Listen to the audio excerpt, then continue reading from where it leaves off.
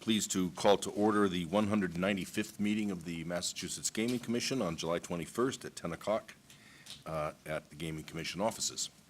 First item on the agenda is the approval of minutes. Commissioner McDonald. Thank you, Mr. Chairman. I move that Thank you, Mr. Chairman. I move that we approve the minutes of the meeting of June 23rd, 2016, subject to corrections, typographical errors, and other non-material matters. Second. Just a quick question. If we have typos, errors, do we give them to you, Catherine, or who are they good? Okay. Second. Any discussion? All in favor? Aye. Opposed? The ayes have it unanimously. Commissioner Cameron is on vacation this week, so it'll be just the four of us. Third item up is the administrative update. Director Drozian. Good morning, Commissioners. Just a few personnel items. Terrence Lanier, our intern working with Director Vander Linden on responsible gaming issues, will be completing his internship this month. I was hoping he would be in the room. He is in the back. He's in the room. Behind the pillar. He's hiding behind the one column in the room I can't see. But we want to thank Terrence for his work and wish him well in the future. Yep. Thank you, Terrence. Nice job, Terrence. We also have a number of new folks who have joined us since our last public meeting in financial investigations. Susan LaRosa has joined us. Susan's actually in the back row. Susan, could you raise your hand? Thank you. She is. And sitting next to Susan is an intern for the summer, Tiffany Coyle, who's here also. So we welcome them, and I know they'll be quickly part of our family. On other personnel issues, we continue to get to near completion of our staff evaluations. We're working hard with HR on that.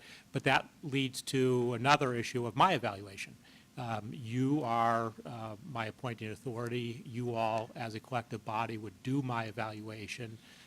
I would suggest, even though I haven't been here for a year, there's been enough time and commission activity that it would be a good time to put me in line with everyone else so that in the next cycle, we'd all be in the same yearly cycle.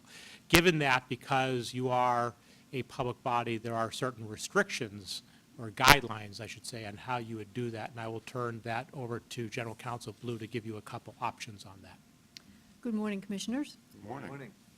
There are best two good ways that you could consider doing Executive Director Bedrosian's review. The first way would be using the Catherine, standard. just explain for the audience what the problem is here, that we're trying to solve. So what we're trying to do is comply with the open meeting law to make sure that commissioners can have the deliberations they need to have, since all of you would be involved in his performance evaluation. And the only way you can do that is to do that in public. So one of the ways. Everybody out there who's had a performance review, imagine what it's like to have your performance review streamed live on the web.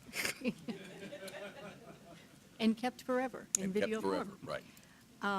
So we could start by using the standard employee evaluation form that we use for all of our employees. Each commissioner could take that and make notes, and then they could come to the next commission meeting in August. At the August commission meeting, you could discuss your notes in public and deliberate on an overall evaluation. The overall evaluation should include goals for the next year and a recommendation as to any salary adjustment, if that's your desire. Then the transcript of that portion of the meeting would serve as Executive Director Bedrosian's performance evaluation, and that would go into his file. The commissioners, to comply with the open meeting law, cannot deliberate on their notes outside of the meeting, obviously. So that would be one way. You would come to the next meeting with notes, have your conversation, arrive at a result at the end of the meeting. The second way would be you could use the standard employee evaluation form. You could each complete it for Executive Director Bedrosian. You could forward it to me. I could consolidate it. I would then bring the completed form back to you in August. At your September meeting, you would then review that form, and then you would deliberate in public. Same kind of process. You would come to an overall evaluation, you would determine goals, and you would discuss any salary adjustment if that's appropriate. I think the first method is a little more efficient because you would do it in one meeting. The second method requires two meetings, because as we've been advised by the AG's office, for me to hand something to you, I have to hand it to you all at an open meeting. So I think the first way is quicker, but the second way might give you a little more flexibility to think about what your thought, put your thoughts on paper, think about it, and then see a consolidated version, so. I just want to make sure I get all the fine points right on. You can hand out anything to us. It's commissioners that cannot hand out to other commissioners at a meeting and deliberate We could. unless it's in the next meeting, right? Yes. In your I remarks, would- you said that you could not do that the one meeting because we would have to go until the next meeting. I would be sending you a consolidated form. I would be more comfortable giving it to you at an open meeting, so you all got it at the same time, and then you could take it back and review it and then deliberate on the meeting. That would allow you time in advance, to have a good long time in advance to think about it before you came back, so. But the restriction starts, the linchpin here is that when a commissioner makes a note and hands it over to commissioners in an open meeting, there needs to be the next meeting for the deliberation. We could not deliberate on the same meeting That is correct. because the original note came from a commissioner. Yes, that's correct. We're deliberating every day when notes come from staff. Yes, that's correct. Other thoughts? I have a question. The issue here, as you pointed out, we're trying to figure out how to do this within the open meeting law constraints, but with a mind to the dignity and discretion and privacy of an individual. We had to do our interviews in public, which was suboptimal in a number of respects. It's hard to deal straight with people about issues in a public way. It's just not fair. If we wanted to, or if Ed wanted to, out of just a sense of discretion and privacy, could the commission delegate to me, for example, to do the performance review? And then it could be done outside a public meeting. If I'm not opposing that, I'm just wondering if that's also an option. I think it would be difficult for you to get input from the other commissioners. No, I don't see how I could. Yeah, I mean, I think that's really the issue with that approach. Right. And I think we want to get everybody's input. Yeah.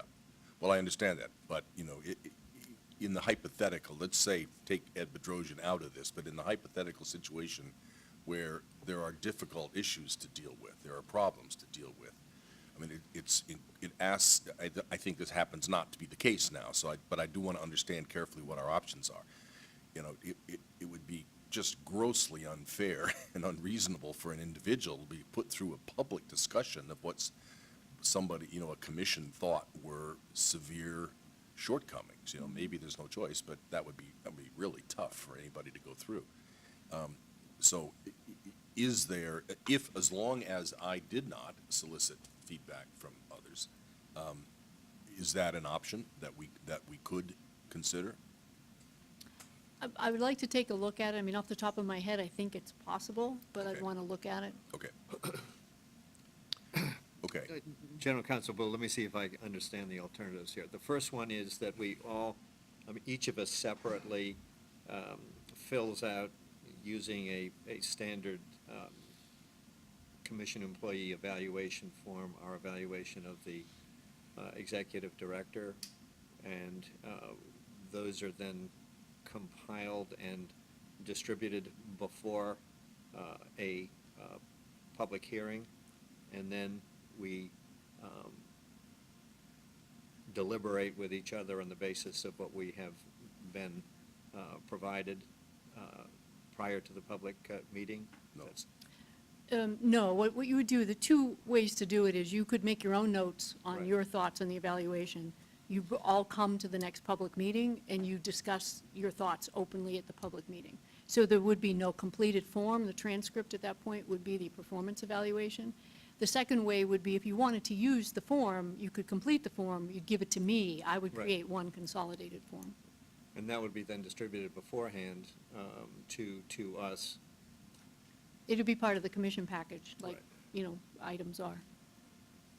Just speaking personally, I think the second alternative would be preferable because it would give the opportunity to be informed of the other commissioners' thoughts and perspectives, and thus advance the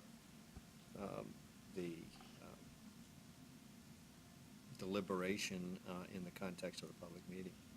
But we could still do that. I mean, we would still get each other's reviews. We just get it orally, On the spot. on the On the spot, spot. right? But this would Yes. give a chance to be prepared. But if we wanted to, we could have it at a second meeting. We could have the first meeting where we talk about our raw data, and then we have a chance to think about it, and then have a second meeting where we conclude, or where we conduct our discussion with Ed. So it could be Yeah. done either way. I prefer the second option too, with the 2 meetings. The second option with 2 meetings as opposed to the first option with 2 meetings? Oh, I thought First the option is 1 meeting, right? first No, option I was just 1 meeting. I was just saying, we could do the first option could be 2 meetings also. We each come up with our own analysis, but it's private notes. We come to a meeting, we talk about our private notes together, and then we have, at the next meeting, we have the conversation with Ed. Having had some time to think about ourselves, what others have talked about. Well, I'm indifferent about orally or in writing, as long as there's the benefit of the second meeting to have a consensus. But the difference is that, and it's really the only difference, is that if we do the second option, that is, we all fill out a form and give it to Catherine, it puts Catherine in the position of filtering what we've said. And, she's going to be pretty good at that, but it's going to be Catherine's filter of what we've all said rather than our. But I understood it would not be a filter, it would just be a compilation. Well, it would be a compilation, but it wouldn't be a compilation, with each of your names there. It would be a way to consolidate all the comments into one form, so you would have a consolidated form. But wouldn't you attach as appendices the individually completed assessments? I hadn't really thought about that. I thought that would be your conversation orally. That would use that as the basis, but I could attach it, yes. Okay, well, in that case, there's really not much difference. So, Well, I do better with writing, in writing, so. Mr. Stebbins, do you have a? Yeah, and I think you answered my question, which was, how would you prepare the notes? I mean, I hear Commissioner McDonald's general concerns, or they understand my general concerns or feedback. I'm preferable to, kind of the hybrid here of conversation at the next meeting and then a discussion at a September meeting. With the written documents or not? With our, I think following up on your suggestion, the notes that we each bring to the next meeting and then a subsequent So we discussion. each in fill out September. fill out the form. But actually, there's no reason to do a compilation. If each of us is gonna do the forms, we're gonna give them to you, then they're gonna come to us as an attachment. There's no need to do a compilation. Well, I think we have to think about that, because if I just attach them to a form, then in essence, you are giving each other a report, and I would have to give it to you at the public meeting. You wouldn't be able to talk about it at that public meeting. You'd have to come back at the next one. So, Or why couldn't we talk about it publicly? because That's in my essence, point. you have completed a form. Instead Right. of giving it to each other, you've given it to me. Right. So I'm just really handing it back to you again. So it would be the same as if each of you came to the public meeting with the forms yourself, handed them out to each other, and then discussed it at the next meeting under the open meeting law. So, if the idea is not for me to compile them, then one of the ways to do it is you each complete the form, hand it out to each other at the public meeting, don't discuss it in August, come back at But September if we and could discuss keep it. private notes. it You doesn't- can always keep, private notes you can always keep. Yeah, but if we did our individual evaluations on the forms, nobody saw it, we just brought it, each of us brought our own, and then used that to talk, and pass it around if we wanted to.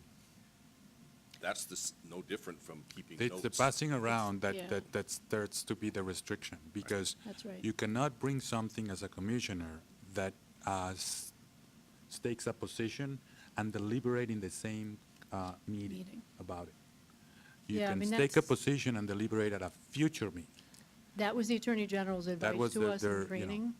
So that's why you couldn't hand it out to each other. You could use it as the basis of your oral presentation. That would be fine, but For the sake of everybody, including Yeah. the audience, let me just make sure I understand this.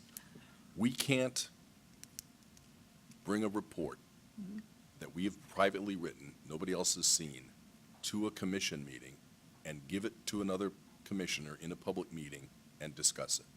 at the same meeting, At the no. same meeting. You'd have to discuss it at the next meeting. If the report takes a position, if you're Yeah. taking a position on something and you want to deliberate on it as well, that's the restriction. Yeah. We can issue a report about what we did, if it's just an oral report that we're just saying, here's what happened, here's the conference that I went to, which I want to do later on in the Yeah. agenda. But when you come in with a position and you also want to deliberate on the position, your colleague may want to refute it, agree or disagree. That's the restriction in the same meeting. You can do it, but you can come in with a position orally and discuss it? Well, if you have a Others- notice, if you have a noticed agenda item, you can come in and discuss that agenda item, yes. But if you're handing out a report, and I know this sounds sort of a little like splitting hairs, Yeah. if you come in with a report that you want other commissioners to see, the only way you can distribute it to them is to hand it out in public. Can I, just a quick suggestion? I didn't anticipate that this would take this much time, but I appreciate the diligence to which you're thinking about this because of my privacy and the other matters you've talked about. And we have guests here. I'm just going to suggest maybe we continue to think about this, bring it up at the end of the meeting and resolve it then, but get on to the other substantive matters we have. I want the press to take note of what we're trying to deal with, you know? I mean, it's madness, frankly. Sausage. Okay.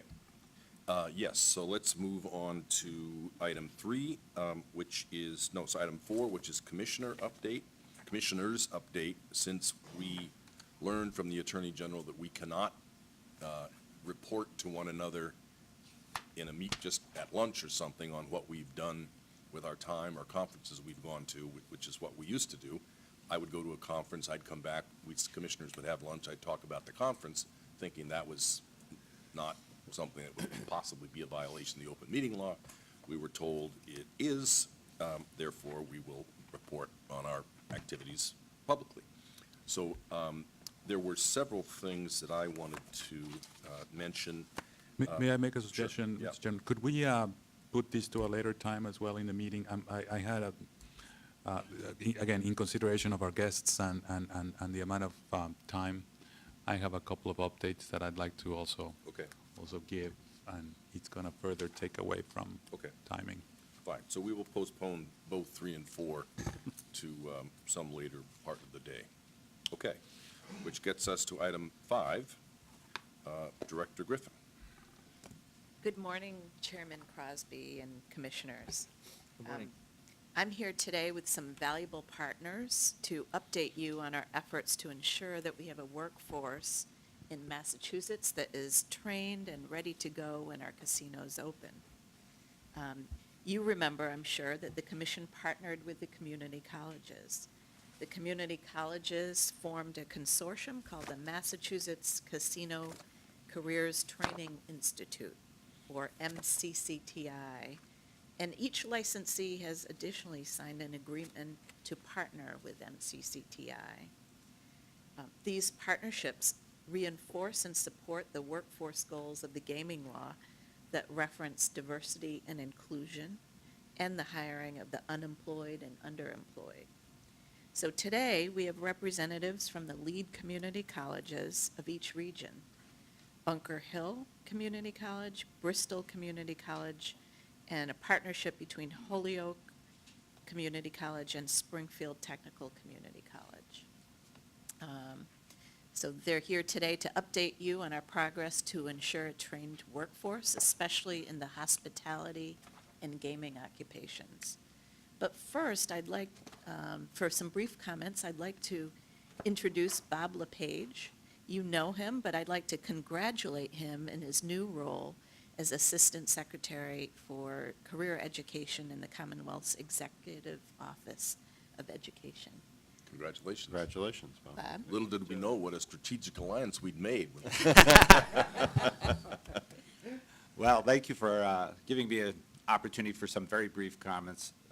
2 or 3 notes. I thank you for your past support of the community college. I think it's been recognized in the efforts of the Executive Office of Education. In fact, an example of why there is a need to focus on career education and strategies for the Commonwealth.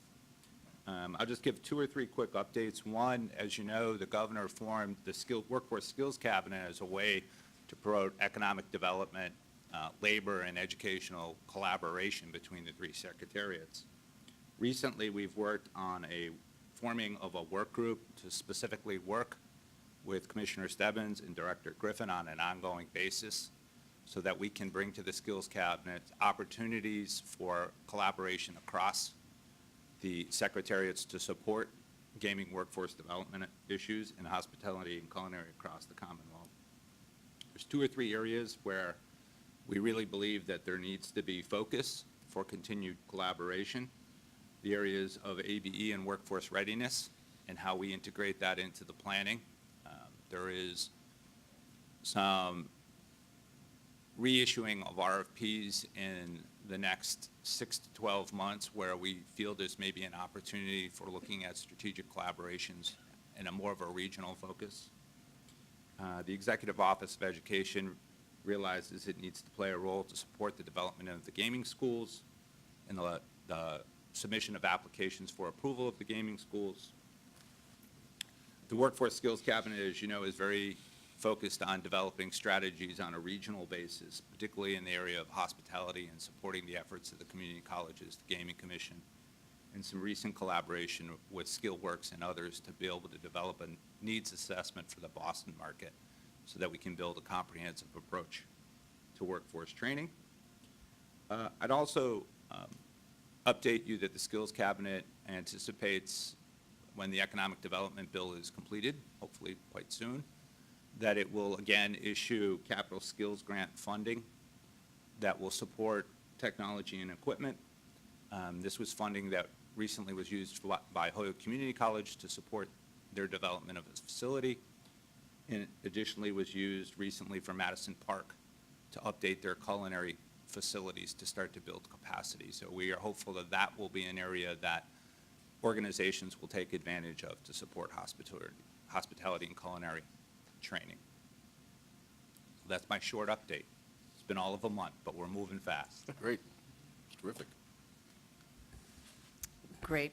I'd like to next introduce, from representing Eastern Mass, Daryl Lamar, who's Executive Director of Workforce Development from Bunker Hill Community College. Good morning. Morning. Morning. It is truly an honor to be here today as I watched this process unfold in 2010 when the Gaming Commission, when the report was commissioned to look at the economic impact of gaming in Massachusetts. The legislation was drafted and passed and signed into law by Governor Deval Patrick. And I watched that process unfold from my role at the Executive Office of Housing and Economic Development. So it is a full circle for me to find myself at Bunker Hill Community College now on the end of implementing this for people in this region and for our partner at WIN. So I wanted to take a couple of minutes to speak a little bit about Bunker Hill and the student population so that you get the sense of the level of diversity that is there and the amount of activities that are happening that we will draw upon as we move forward with this initiative. Currently, Bunker Hill Community College is the largest community college in the Commonwealth. We have 14,047 enrolled students in credit-bearing courses. That's not but that number does not include the over 3,000 non-credit students that come through the areas that I oversee, which is corporate training, community education, adult basic education, and the Community Center for Entrepreneurship. So in all, we're talking about over 17,000 students that walk through our door at any point in time in the year. Our student population, about 57% are women, 43% are men. The average age there is 26 years old. Our student body is about 64% of color, meaning 24% African American, 24% Latino. And we draw upon a huge amount of international students as well. This past year, we had about 927 students from international, who came into Bunker Hill from international places.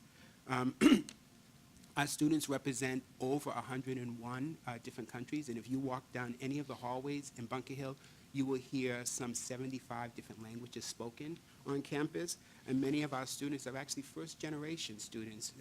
That means that nobody in they're the first one in their family to actually attend college.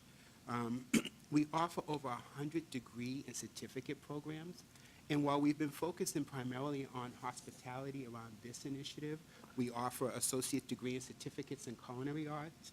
We offer associate's degree and certificate in hotel and restaurant management, degrees and certificates in meeting and event planning, and we have a certificate program in pastry arts as well. Some of the backdoor operation, we have a number of degrees in that area as well that we haven't been really focusing on for this effort, but they include accounting, business administration, communications, media, energy sustainability management for facility type of jobs at the casino, et cetera, et cetera. So we have a variety of different ways that we can help our corporate partner here meet their goals around a trained workforce. In terms of facilities, that's where we are particularly challenged, because you can imagine trying to fit 17,000 people into our facilities. Our facilities are used all the time. We have classes there on Saturdays. You can go to the campus on Sunday. There are classes going on. And at one point in time, they actually offered midnight classes for people getting off the second shift who wanted to continue their education. Did you stop delivering the midnight classes? We did. You know, the interest began to drop because it's cyclical. As the economy gets better, enrollment starts to drop. When the economy is not doing so well, people want to go back and increase their skills. And so we did see an interest, but for a while it was very, very popular, and we are open to actually bringing that back if the interest comes. That was a very cool idea. Happens as well. So we have our campuses in Charlestown on 250 New Rutherford Avenue. We have another building that we leased down in the Hood Park near Sullivan Station. We have our Chelsea campus, which is right in the center of Chelsea, 175 Hawthorne Street. And we also have 3 satellite campuses that we use as well. The East Boston Community Health Center, we have classes there. Malden High School, we hold classes there. And we also hold classes in the South End at Inquilino Boricuas en Acción, which is IBA. So we have students over there as well. In order to meet the needs of our students, we actually have both classroom, hybrid classes, online classes, and we offer something we call the Center for Self-Directed Learning, which is kind of a hybrid model where there's an instructor there, students come in, can take do most of their work online, but there's somebody there that they can reach out to if they need assistance right away. So we are excited to leverage all of this to really help our partner here at WIN to achieve, again, their workforce development goals. So recently, yesterday was my 1-year anniversary at Bunker Hill, and so recently I met with Jeannie Peterson and John Taco to really kind of begin to tease out what the actual needs are that they have and what their vision is in time frame around development, workforce development programs. And they made it clear that we needed to really look at acquiring space to have this in as, so they talked about acquiring a space about 5,000 to 7,500 square feet.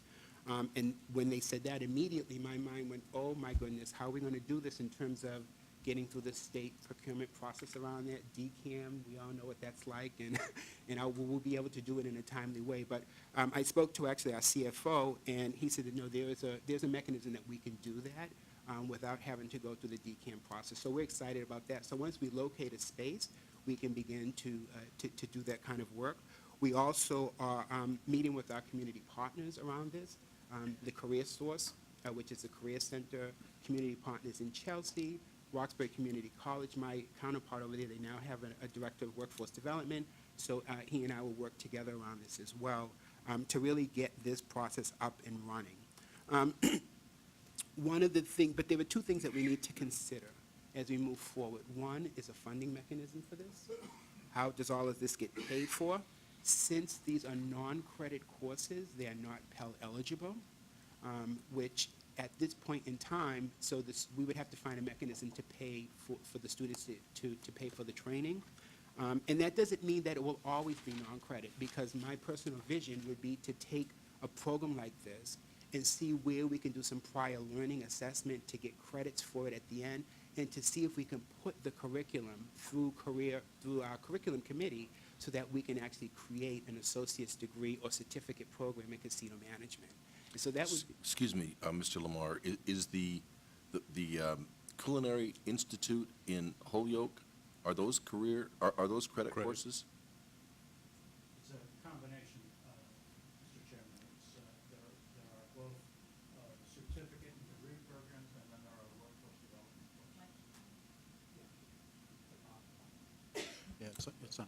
Say it again.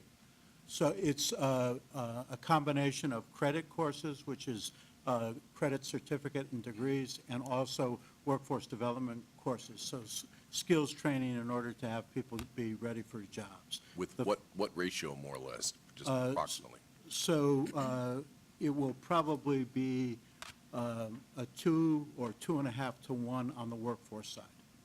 Okay, so you got the same problem, same issue, is how, will the students have the money to pay for it, and if not, who's going to pay for it? exactly. Okay. Exactly. So, so that is something to consider, but again, as I said, long-term, we would look to see if we can articulate the curriculum into credit-bearing courses, and eventually, as I say, create a degree or certificate program in casino management and other aspects of the gaming industry. So that would be a long-term goal, and we have a similar partnership already that we do with Eversource like that, where our students actually get their general education requirements on campus, and Eversource actually teaches the lab work to the students. And when they graduate with an associate's degree, they actually get employed by Eversource, and they're well-credentialed. So we see this as a really exciting way to develop curriculum that is industry-informed, industry-driven, and when the students graduate, it is very, very, very relevant, because industry has to be up to date with technology. Yeah. So that would be the long-term vision for us. So that, we need to figure out that funding mechanism.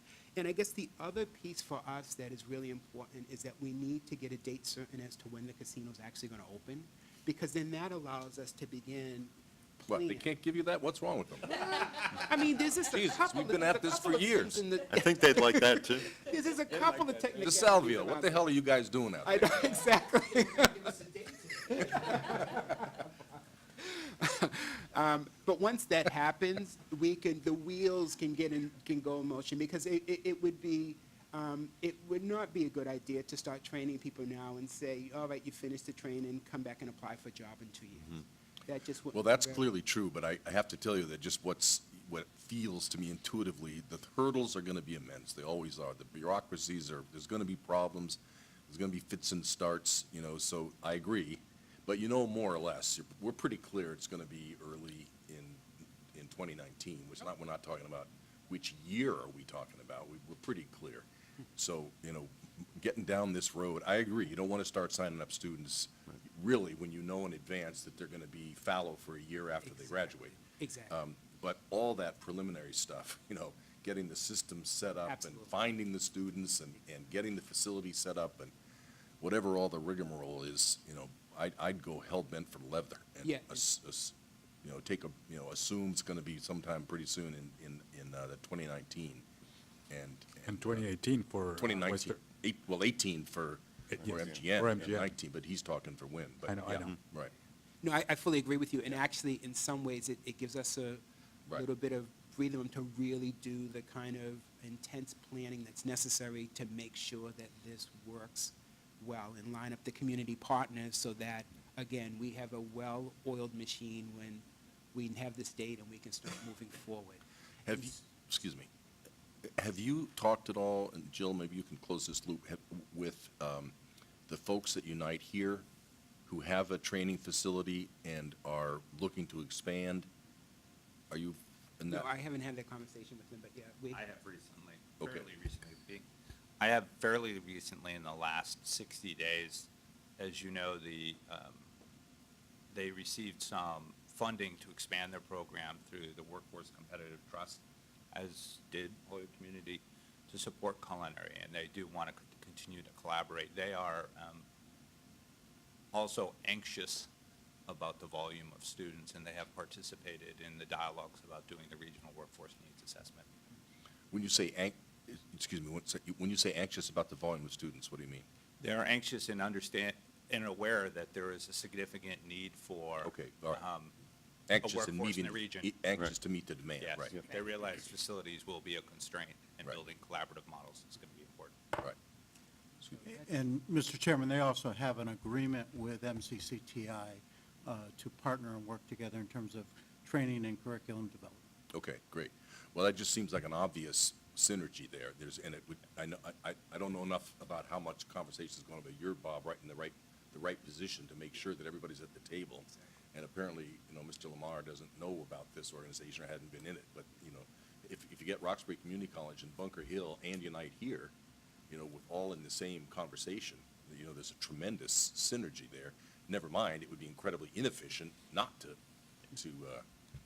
be doing it on separate tracks. Thank you, I'll follow up on that. Okay. And just lastly, I know Sorry. that our President Pam Ettinger has been out doing community meetings with Bob from Wynn. So that's, they're still doing the community work that's necessary to get this to be successful. Great. Good.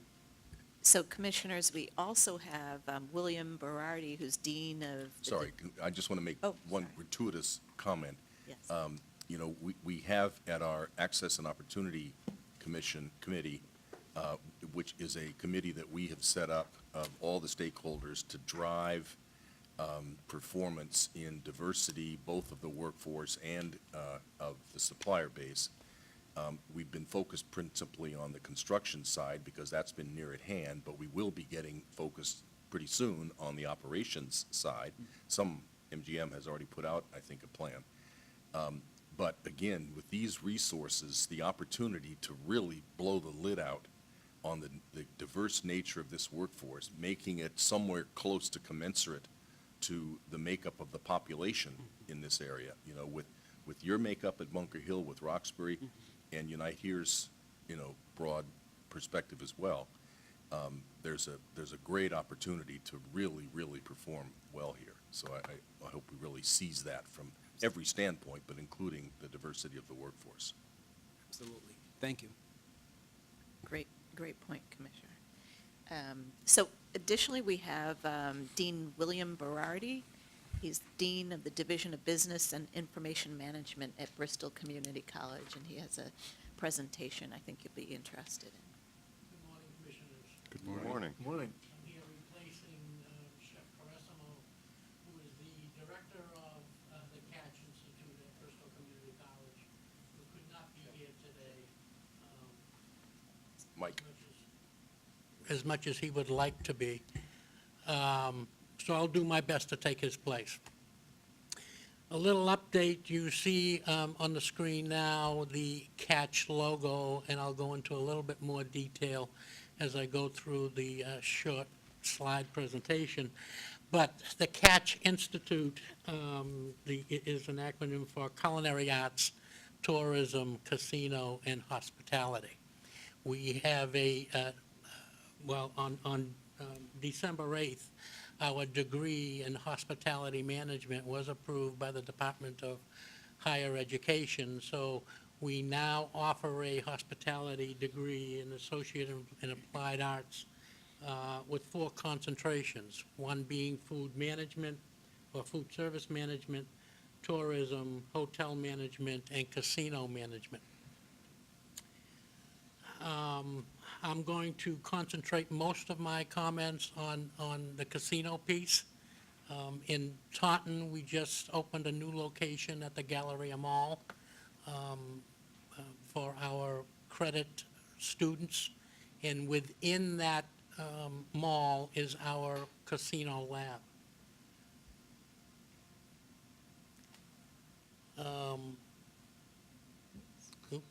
We've gone a little too far, I guess. That's really fast. Wow. Okay, let me, I can't tell you how many comments we got. This is the rug in our casino lab. I thought the picture had just gotten all distorted. We- Before this carpet was put down, many of the faculty and administration saw it as it was in rolls, and you can imagine what kind of comments we got, and some of them were not so complimentary. But isn't it, it's kind of like casino carpets, right? Well, that was my next Oh, point. all right, sorry. As we put it down and we revealed it in its, as you see it here, we got a lot of good comments, because again, it has that flavor of the casino. Right. I also, as we go through these slides, not only will the students have this carpet to deal with, but as we are training them and educating them, there is a sound system in the lab, so there will be piped-in music coming in, so they get the flavor, again, of a real casino. So there'll be loud music, bright colors, and hopefully a lot of training going on. Great. Here's a couple of our tables. This specifically is the roulette table. We are looking at getting a larger roulette wheel, because this one is fairly small. But the felts that you see on these tables are in the process. We're getting bids on new felts, and the first slide that you saw was the Catch logo. All of the new felts will have the Catch logo imprinted on it. So all of the tables will be branded with the Catch logo. The craps table, we were fortunate enough to have Commissioner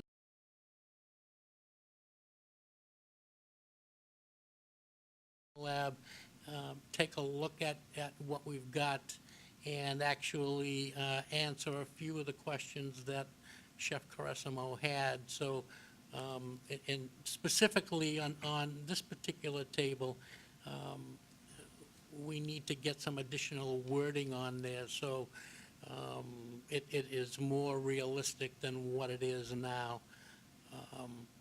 But all of this will be changed, and when we do open specifically for training, all of these felts will be, the students will see and be working with in the casinos when the casinos do open. This specific table has a Baccarat felt to it. We will have Baccarat, we will have some of the other novelty games, Spanish 21, and I guess there's a pie cow game and what have you, so the students will have a flavor of those. But specifically, we will be training them and giving them a certificate along with their degree in the 4 primary games, and that is poker, blackjack, roulette, and craps. But again, we will give them flavor on Baccarat and some of the other novelty games. Pictured here is one of the poker tables with the bank where the tokes or the chips will be held and where the dealer will be sitting. And again, the Catch logo will be shown, will be imprinted on that felt. And the blackjack table. We have 4 blackjack tables, 2 poker tables, 1 roulette, and 1 craps. So once we get the students in, there'll be plenty of space for them to learn what they need to learn so they can go to work in the casino. We do offer the credit piece, but we're also working very closely with the non-credit side, the workforce development side. So those students who do not want to get a degree will be taught these games on a non-credit basis. Any questions? Just a quick question.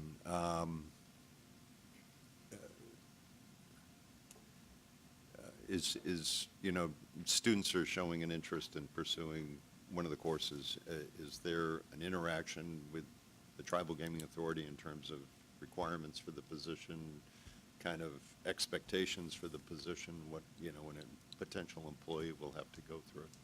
Yes, we have been in communication with the tribe, and it is my understanding now that I learned from the commissioners and Director Griffin when they were at our location, that the tribe has hired a new person from, I think, San Diego State University to take over the gaming process. I have not met that individual yet. He wanted to come down when the commissioners were there. Unfortunately, something else, I guess there was a emergency tribal meeting that he had to attend.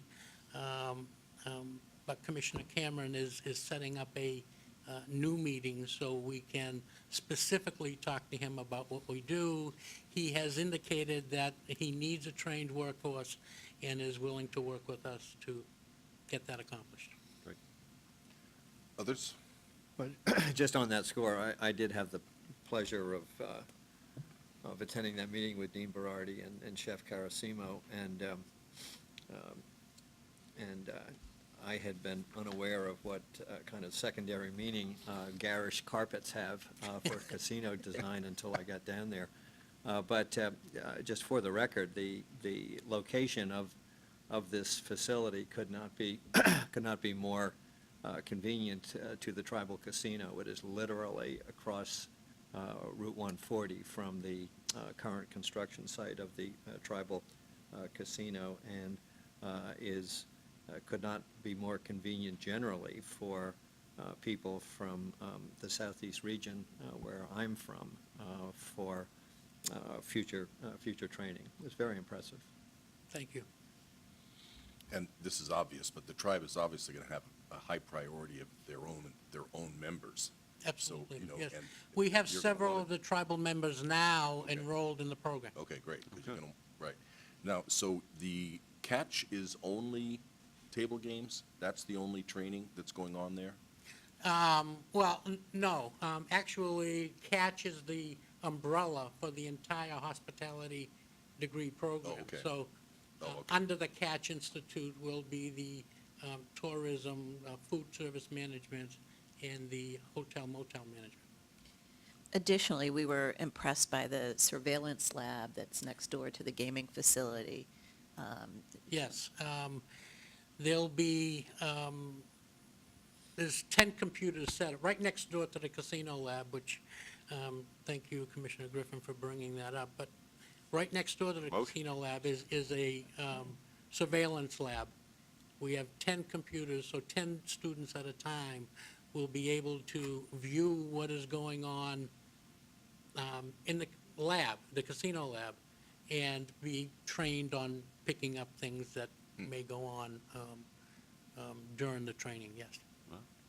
Do any of the other community colleges anticipate having table games or surveillance training? You do? Okay. Yes, each Who- region. Each region is going to have separate, okay. Okay.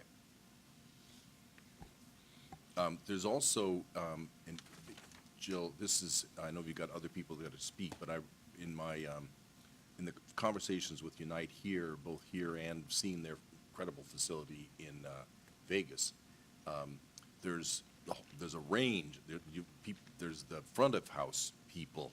Everybody's kind of thinks about the dealers and the cooks, is the one that sort of comes first to mind. But you've also got a whole category of front of house, receptionists, concierge. And is that in the continuum as well? Absolutely. Okay. Yes. Great.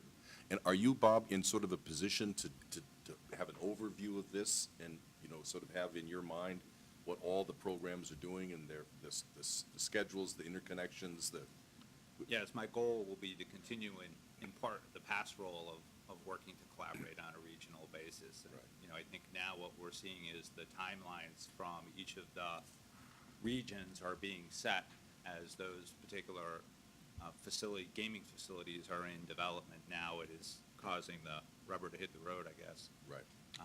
on timelines. And I would note, a big portion is aligning the steps in the labor pool development, the outreach, the recruitment, the screening, and then the training to land on the hiring cycles. And that's something that has to be worked out in each region, is in the planning. And I'm sure Mary Kate and Jeff and Jeremiah will talk a little bit about that, because I know they've been doing that planning. Great. Great. So next, sitting behind me, I have Jeffrey Hayden, who's Vice President of Business and Community Services from Holyoke Community College. They are working together with Springfield Technical Community College, where we have Jeremiah Reardon. I'd like to welcome him in his new role as Vice President of Workforce Training, replacing the big shoes of Bob LePage. And joining them, we have Mary Kate Murrin, who's Director of Workforce Development of MGM, and they'd like to update you on their exciting activities. So. One of the important things that President Messner and President Rubenstahl recognized when they formed Training and Workforce Options, a joint effort to provide contract training and skills training to businesses, was that collaboration was an essential element of making it work, and especially in Western Massachusetts. On the second slide, you'll see the challenge that we face as a state. Thank you.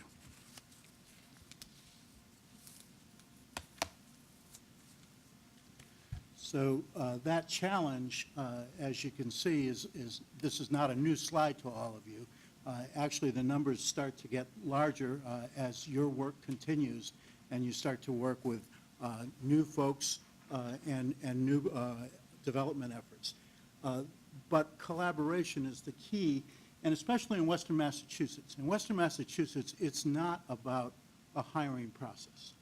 It really is about a workforce development process. It's about scaling up the number of people in Western Massachusetts who are in the workforce and getting them the types of skills that will make them have opportunities for jobs, but more importantly, opportunities for careers. And so really trying to focus on workforce development and bringing people in to the various systems that we have and the levels we have of training. I'm happy that Jeremiah is partnering with us in his new role. Jeremiah has over 20 years' experience in workforce development, and so we have a very seasoned team between the two of us and the many people who work with us, and we have a lot of creative solutions that we're beginning to implement. The partnering that we've done, these are some recent updates. So in terms of the initial career and workforce information sessions, we've scheduled them so that they will begin in September of 2016. We'll have one a month, and we'll continue them on through 17. The purpose of those general information or workforce development sessions is to let people know what the occupations are, what some of the requirements are from the point of view of the employer, what some of the steps are to become ready for these jobs.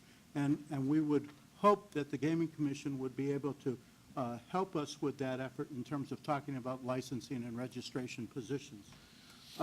The second piece, which you see up there, talks about educational pathways, and that's where we're going to get down into industry cluster type of things. So if you want to be a cook, what are the career pathways for you? What are the steps that you need to take to get there?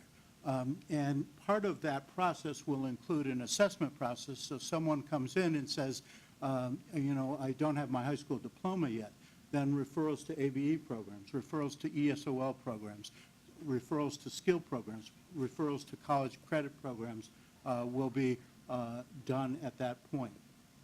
And we have partnered Jeff, with this. excuse Yep. me, you talked about referrals to ESOL programs. I hear all the time that ESOL programs are filled, that there are log jams, long waiting lists. Doesn't do any good to refer somebody to a program if they can't get in it for a year and a half. Well, and we work on that in a number of ways, but, I think what Bob had mentioned earlier about the need to scale up ABE and ESOL efforts and to put more funding resources to do more training there, we have to meet the demand. In Western Massachusetts, the funding that's available is about 10% of the total demand. And so it's a large effort. It's going to be necessary that the Gaming Commission, the community colleges, school departments, and the state partner to address that issue. It's a huge issue, and again, in Western Massachusetts, it's amplified because we don't have a growing population. We don't have a lot of immigration into our region. And so we need to take the people who are have low educational attainment, who are unemployed and underemployed, and try to get them the skills that will make them ready for jobs and careers with MGM. Excuse me, Jeff. Yeah, go ahead, Bob, is there? Go ahead. Yeah, as I noted earlier, I guess I would say that in some ways, the pulsing to scale up for a large employer has not been something the Commonwealth has done historically. Rarely have we had anybody move in of these magnitudes. Right. The primary funding for adult basic ed does come from the Executive Office of Education. There is a meeting next week to start talking about the allocations of funds, looking at the different types of funds and determining how those might be able to be used in a different format. Traditionally, they are in 5-year contracts. There's only a certain amount of flexibility. A portion of those funds are state funds, a portion are federal funds, but there is a dialogue that is happening as part of reissuing all adult basic ed funding in the next 9 months. So we are aware of the challenge. We are looking at what is the funding, what is the opportunity to potentially, I guess I would say, target geographic areas to help overcome workforce barriers. It's not a system that the Commonwealth has really had in place in the Right. past. And ESOL is a subset of ABE? Yes, Yeah, it okay. is funded. And is there a chance? I mean, is there a shot? I mean, this is not just a problem for casino preparations. This has been a problem for a long time. There were waiting lists when I was ANF secretary in 2000. So is there a chance that There- waiting lists can be addressed? Yeah, there's 2 or 3 things on the list or the dialogue for next week's meeting. One is getting a more standardized approach to the waiting lists. They're very fragmented. There are multiple people on multiple. I always use the example, if you go to Dunkin' Donuts, and it's a really long line, and you might not want to wait. As much as I love my coffee in the morning, I might go to the next closest Dunkin' Donuts. Eventually, we have to figure out that system. 2, yes, the funding has been essentially level funded for many years here in the Commonwealth. I do think that the Workforce Skills Cabinet members understand that with unemployment now at 4.5 in certain parts of the state, not in our gateway cities, that if we're going to move new people in the labor pool, that adult basic ed and ELL programs are a source of talent that we have to focus on. Right. That being said, it is going to become an allocation of funds. Yeah. Dialogue. I mean, Meanwhile, we all read the everybody's newspaper. talking about budget shortfalls and everything, so it's really a tough one, but I don't know if there's anything that we can do, but, certainly keep us in the loop if there is, and, because this is a huge barrier, exogenous to all the other issues. This is a huge barrier. And the executive office has also led some creativity, too. So there are some career pathway programs that are specifically for ESOL programs, and we're implementing one in relation to hospitality and culinary, so that you start to introduce someone who's learning new language skills to that vocabulary and to some of those issues of that content. So, Great. and that's been under the direction of the executive office. We have a lot of creative tools. In some sense, you're right, Mr. Chairman, it's about scaling up. Yeah. We've also partnered with the Department of Labor and Workforce Development, and we have begun using Career Ready 101, which many of you have heard about already, but essentially it's an assessment that helps define where individuals are in terms of some of their skills and their learning, and we've also started to implement the use of the training material that's on that system as well. So it's not only saying, here's what your training gap is, but it's providing you the opportunity to get that training.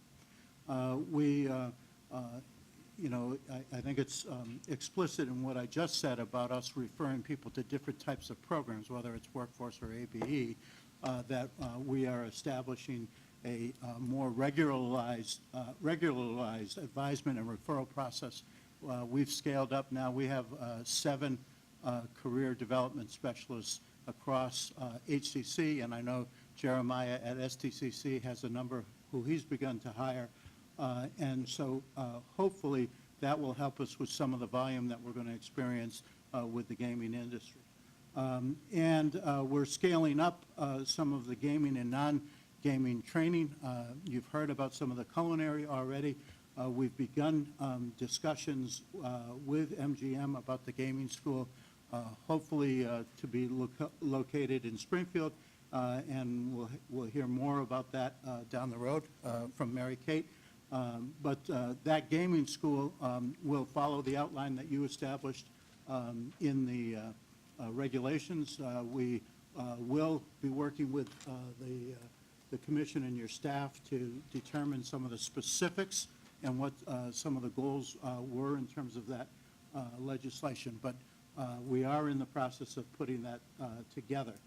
We're hoping that we will have by the first week of August a more definitive workforce training plan for the Western region, and specifically in collaboration with what MGM needs to submit to you. And we will begin to put that draft out sometime in August and September so that we can get feedback. But it's an attempt to have a comprehensive approach to not only the gaming-related occupations, but also the IT and the hospitality and the front of house, back of the house type of jobs. And naturally, within that student support that we provide, we'll also be helping MGM with auditioning and advising of people on how to get into the right career for them. Some of the recent highlights, and I'll be very quick on this, is, and I'm sure Mary Kate will add a little bit to this, SkillSmart, the tool you've heard about that helps people identify career opportunities and then build a profile of their own skills, has been launched, and we're working with them to ensure that all the programs in the region are accurately linked and connected. We announced, and thank you to the commissioners and the staff who were able to be there, we announced the MGM Resorts HCC Center for Hospitality and Culinary Arts at Holyoke. We had to add about another 50 feet on the wall in order to get that name across the building. And I'm sure we'll come up with a cute acronym down the road. But what's significant about that, and again, it goes back to how I started, it's about collaboration. We know that there's a need currently in the region for hospitality and culinary workers.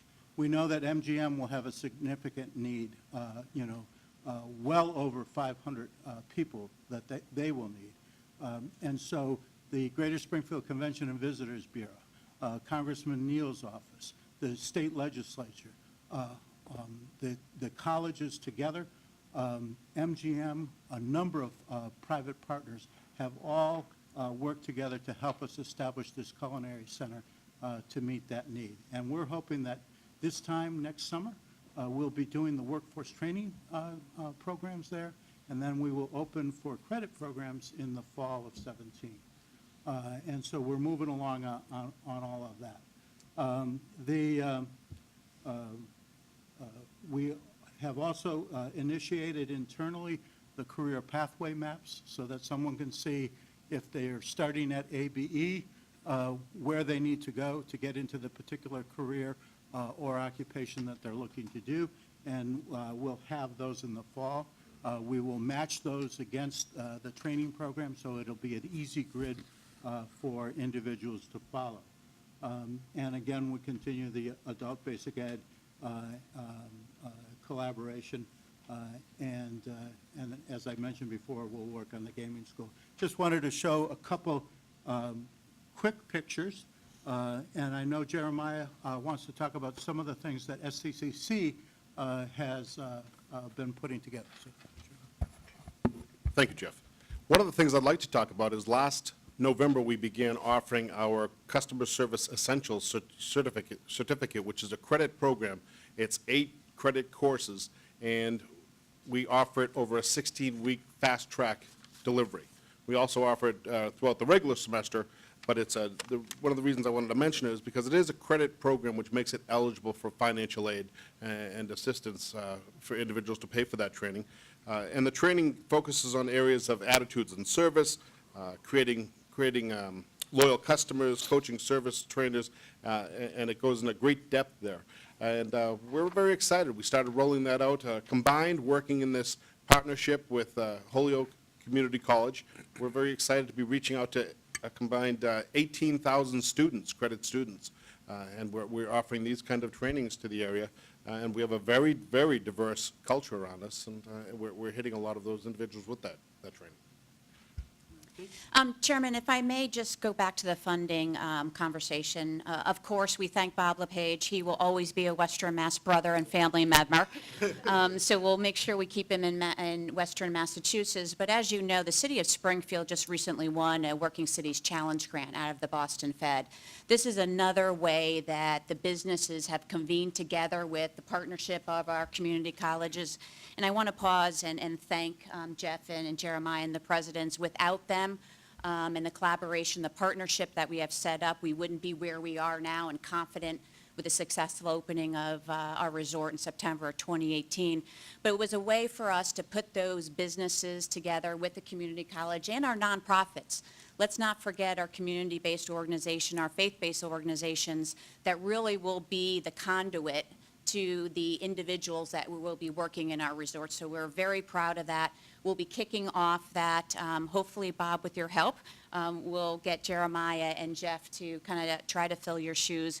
We'll be kicking that off next week of what that implementation grant looks like. We'll be working on some additional and matching grants. And it's just one more way of us to get additional funding. That grant is specific for residents of Springfield, so I wanted to bring that to your attention. How big is that? It's $475,000 over a 3-year period, and then with the hope that there is some refunding after that first initial 3 years. So. Great. It is designed to play a unique role that was identified by business and industry of the ability to inform residents, particularly those of low income and high needs, as well as chronically underemployed, of the educational opportunities, of benefit systems and how they could support them in their career pathways. It will work also with the AmeriCorps model that will put people literally on the ground working in faith-based and community organizations to build that pipeline. So it's a little different model. Say that again? It will be also working in an AmeriCorps model with AmeriCorps funding as a connector that will literally put people on the ground on a continuous basis, that will go out to community-based organizations to inform people neighborhood by neighborhood of what are the career opportunities in the city of Springfield, how do they navigate the enrollment systems, how do they navigate the training systems, how do they, And those will be AmeriCorps? they'll work for, one of employees? the Vista division of AmeriCorps, yes. Right. So they're built into that grant, and it's a little different model. I was a Vista volunteer for 2 years. You're welcome to come back. Yeah. Put you back on the street. Yeah. So is that going to be the case in all 3 regions? This was a first model of its kind, as far as I know, that was designed for that particular offering from the Federal Reserve. So that's part of the deal that It is Mary Kate built was into the, yes, referring it's to. built into the Federal Reserve model. Our goal is to get it piloted, and then, the Federal Reserve's desire is to look at all of the gateway cities and look at strategies to help them replicate. Yeah. That's really interesting, because we were talking yesterday, Commissioner Stebbins and Jill and I, about, how do you do this hard, on-the-street retail work of person by person, identifying the target audience who by definition are going to find it hard to get there, that don't have the soft skills training, that may not have transportation.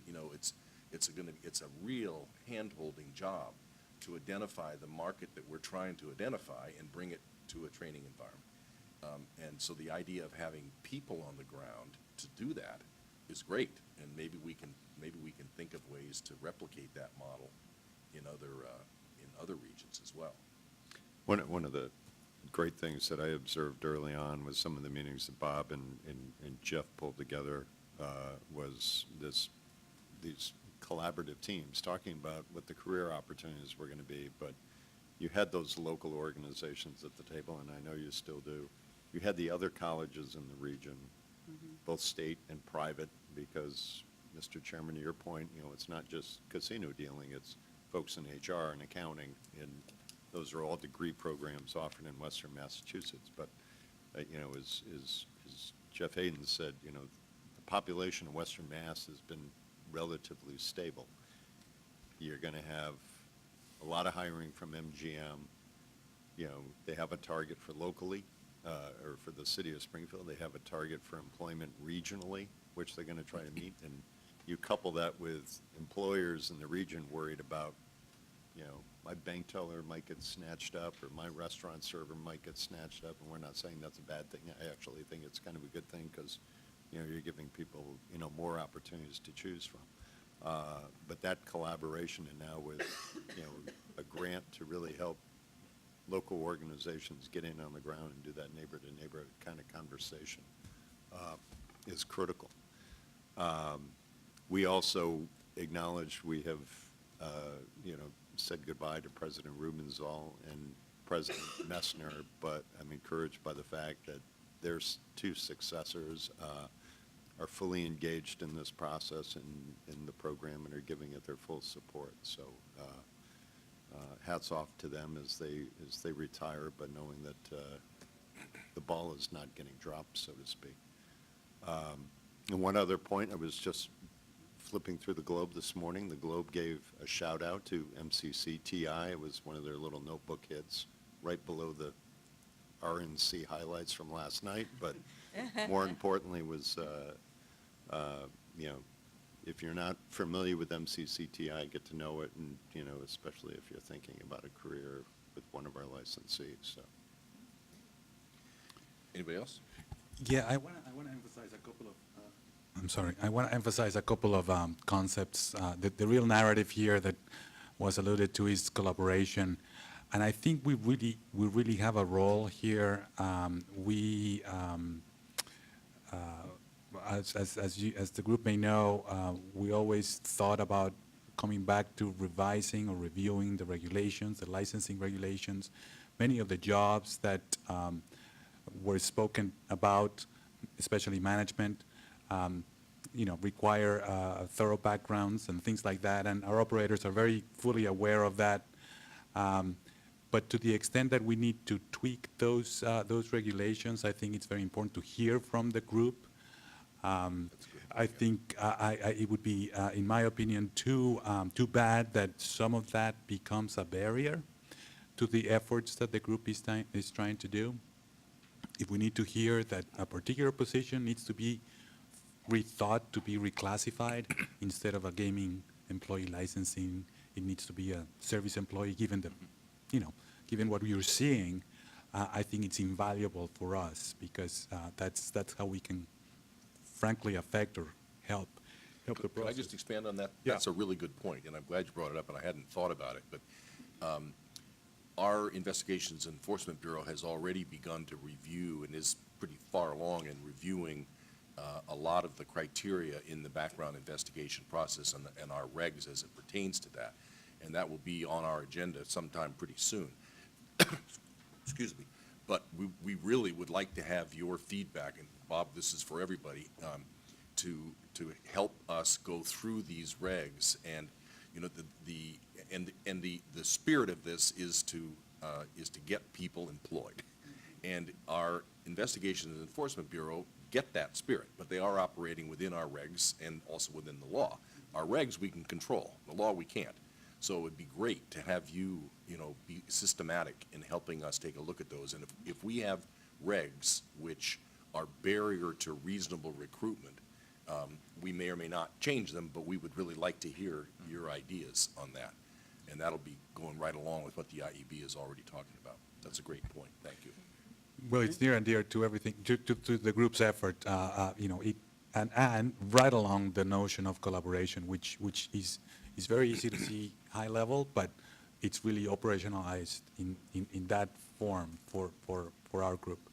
I also wanted to, to highlight something that I know the operators know about, and our research and the responsible gaming world elsewhere has identified employees of the casino as a particular group with higher risk than the population for some of these issues. And in my mind, or as I can gather, training becomes key, and it's also a long lead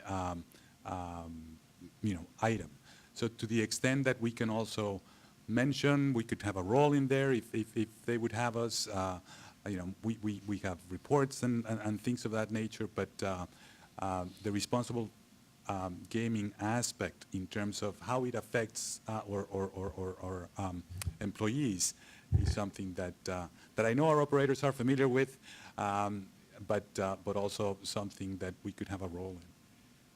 Commissioner Zuniga, that's a good we've point. included as part of the curriculum requirements, in order to be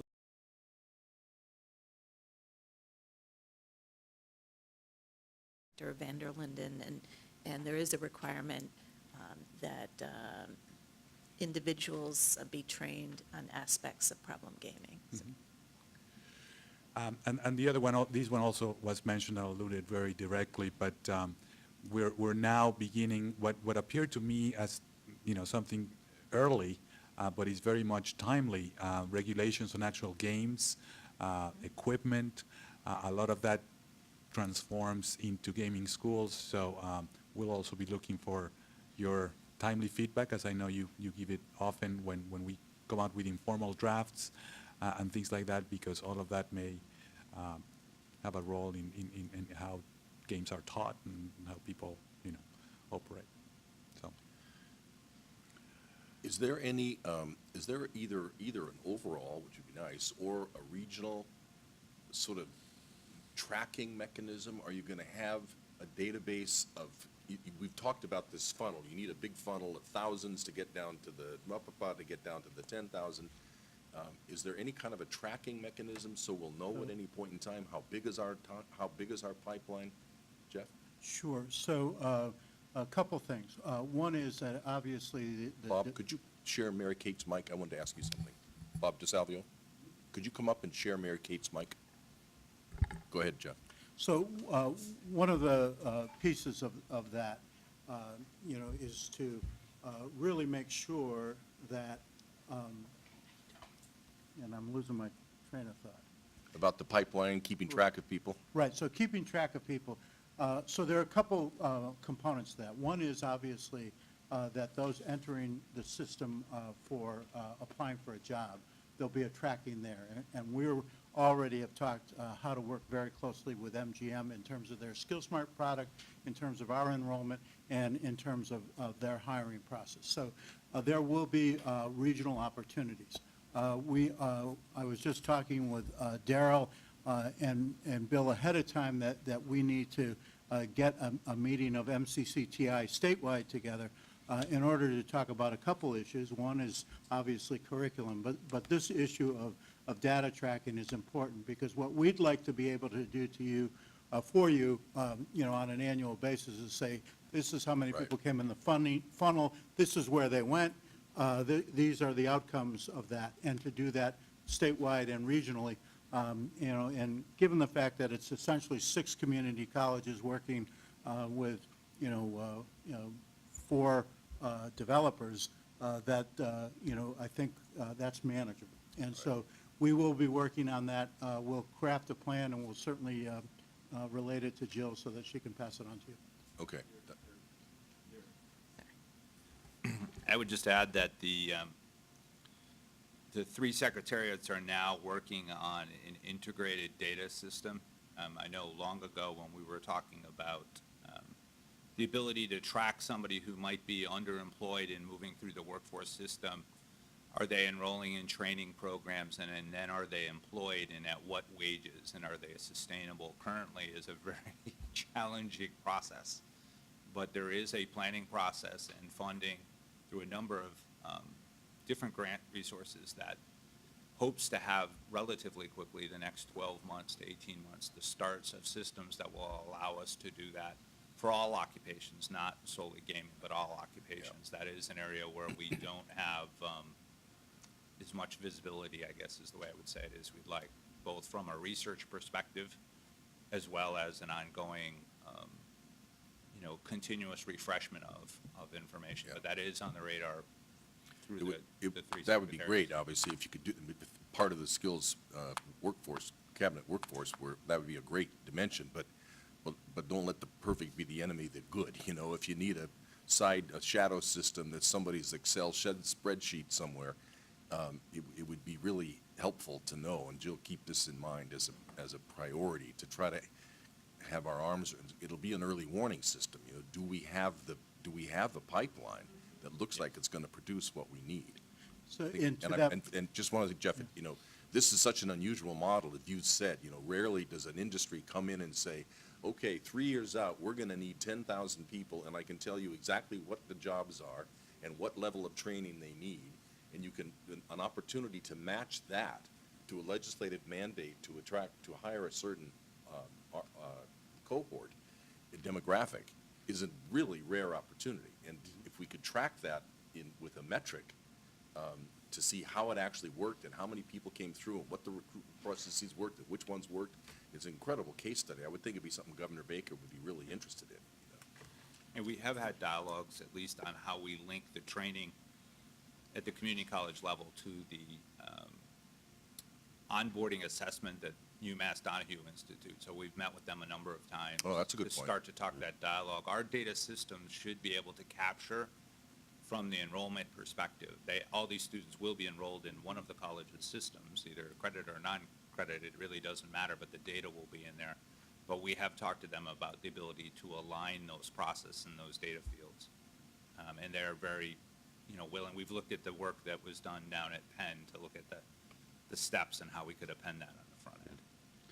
and just to give you one example, the Department of Higher Ed this year, which is the first time I've experienced it in 10 years, actually asked for all of the non-credit certificate programs, and asking not only what they are and how many are enrolled, but then asking about outcomes for those same programs. Yeah. And so the fact that, the Department of Higher Ed and the Executive Office are starting to put an emphasis on that, I think, what you suggested, Mr. Chairman, will happen. We'll have that Great. kind of data. I think it's something Secretary Pizer would really like, too. He's really a data-driven type guy, and he would really like that. He's made that fairly clear. Okay, great. Well, great. I mean, that's terrific. I probably shouldn't have said fairly. Made that crystal clear. Good.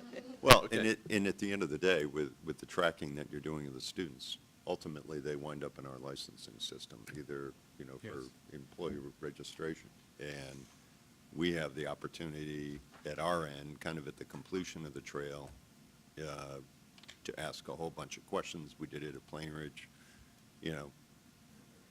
were you unemployed, previously underemployed, whatever the questions are, adding some of those into what kind of training programs did you go through, so we can kind of track that success, at the end stage as well.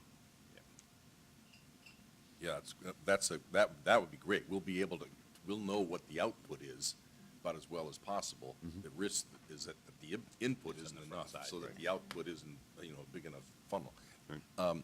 Has either of you, Bob or Mary Kate, been involved in opening a casino in a jurisdiction where there was no pool of casino employees? Sure. I have not. I'm Okay. new to the industry. Because MGM is doing the one in Baltimore, but that's Actually, National National Harbor. Harbor. National Harbor, yeah. Yeah, and- but and that not has, Baltimore, currently right. has gaming in But Maryland. that has a lot of people around it. Right. Were you at the start of Bethlehem? Yes, Bob? I was involved in the original build-out and staffing and opening in Bethlehem, and that was an area that is exactly what we're dealing with here. We did the collaboration program with Northampton Community College. We opened up the gaming training school there for all the different casino disciplines, including surveillance. And then we also collaborated with them on service-related programs. So, yes, we've had experience, and even though we don't have our official start date, we've been thinking about this for quite a while. And just so the commission knows, we opened up about 2 years ago our applicant tracking network through the Win Talent Network, and we've already got thousands of names that Great. are already in queue. We've had discussions with Brian Lang as far as the best program and how we might be able to collaborate between Bunker Hill, Roxbury, and Win in terms of not duplicating Right. spaces and things like that for economies of scale. We've met with President Pam Ettinger, of course, at Bunker Hill, about starting to get these things going, as well as what Darrell mentioned earlier about meeting with John. So we're all over this, even though we don't have our specific date yet. But we've been thinking about this, and certainly my background in handling this in an area that didn't have a large talent pool will give us a lot of good examples. And actually, I think we're going to use, and Bob, I don't know if we're still thinking about this, that the actual curriculum is part of that program that came out of Atlantic Cape. Yeah. And so we've got sort of a design program that is, we're not pioneering this. Right. This has been done in other areas, and having the established curriculum and program, I think, gives us a leg up, and we can work out things like space and figuring out how to Right. do that. And as far as some of the other issues that'll come up, I think there'll be a good collaboration in our region. How does each of you feel just in your gut about the readiness of the system? Are we, I think this is very doable. I could tell you that, I'll give you the example for Northampton Community College and our casino program there. We wound up training almost, I think it was about 67% of the workforce for the casino actually went through the local community college training program. It was much higher than what we had anticipated.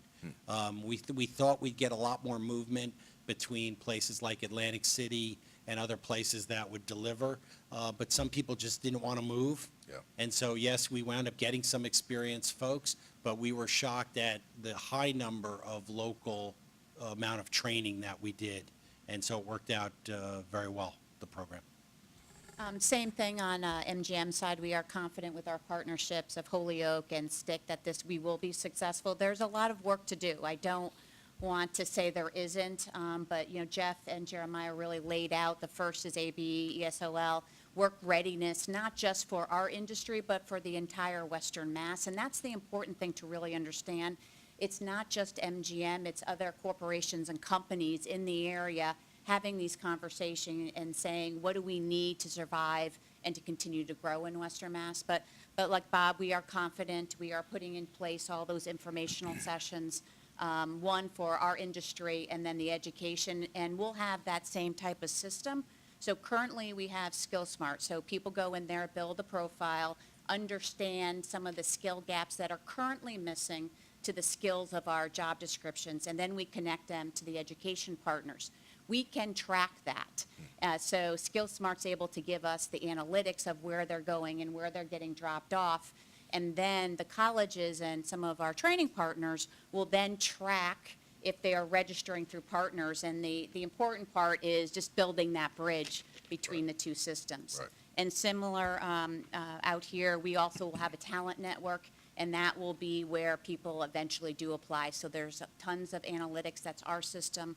There'll be tons of analytics, so we'll be able to provide those heat maps, where people are coming from, education, demographics, Right. and really look at, even through the SkillSmart, is where are we short? Where do we need to ramp up and call Bob and some others saying we need XYZ training to make sure we can fill a position. So that is all in the works. that's great. It's really gratifying to hear all this. A long time ago, Bob LePage and Bill Messner came into our office when there was nobody in the office except for the commissioners. And Bruce and I met with Bob and Bill, and Jeff, were there when that started, and it's really coming to fruition, and it's very gratifying.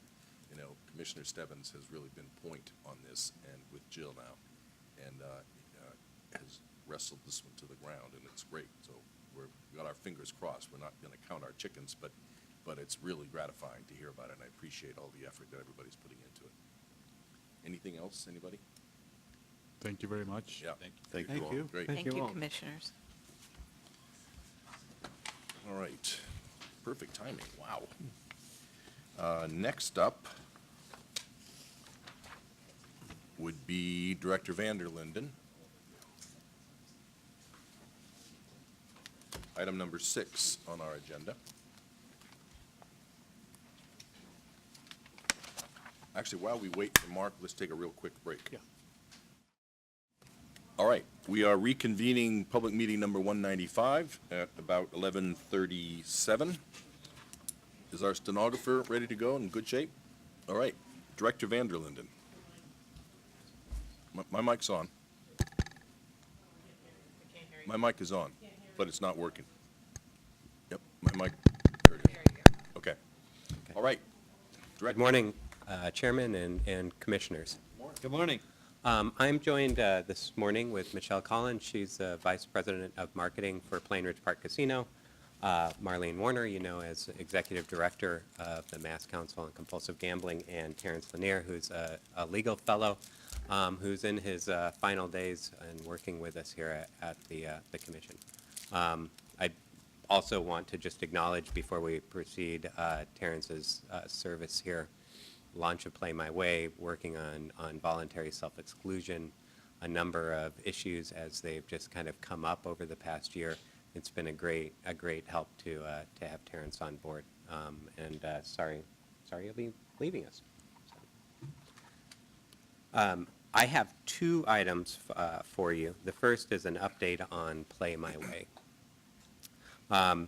Without going into too much detail in the background, as you know, Play My Way is a budgeting tool that's in place at Plain Ridge Park Casino. Patrons can voluntarily enroll in Play My Way and receive notifications at 50%, 75%, 100%, and every 25% after that. It's intended to increase informed player choice about when to gamble and how much to spend and when to walk away. It's supported by the Commission and the adoption of the Responsible Gaming Framework that we've been working on since 2014. We have some data that is beginning to roll in about Play My Way. Again, this was launched on June 9th. The true evaluation, how effective is Play My Way at doing its job of informing player choices, is forthcoming. We won't have that information for probably another year or so before we really see that coming in, and that's through our partnership with Harvard Medical School, Cambridge Health Alliance. But what I can give you is just information about number of enrollments. So since from June 9th, when it launched, to July 14th, so just over about a month and a week, we had 2,723 Marquee Reward patrons enroll in Play My Way, 2,723.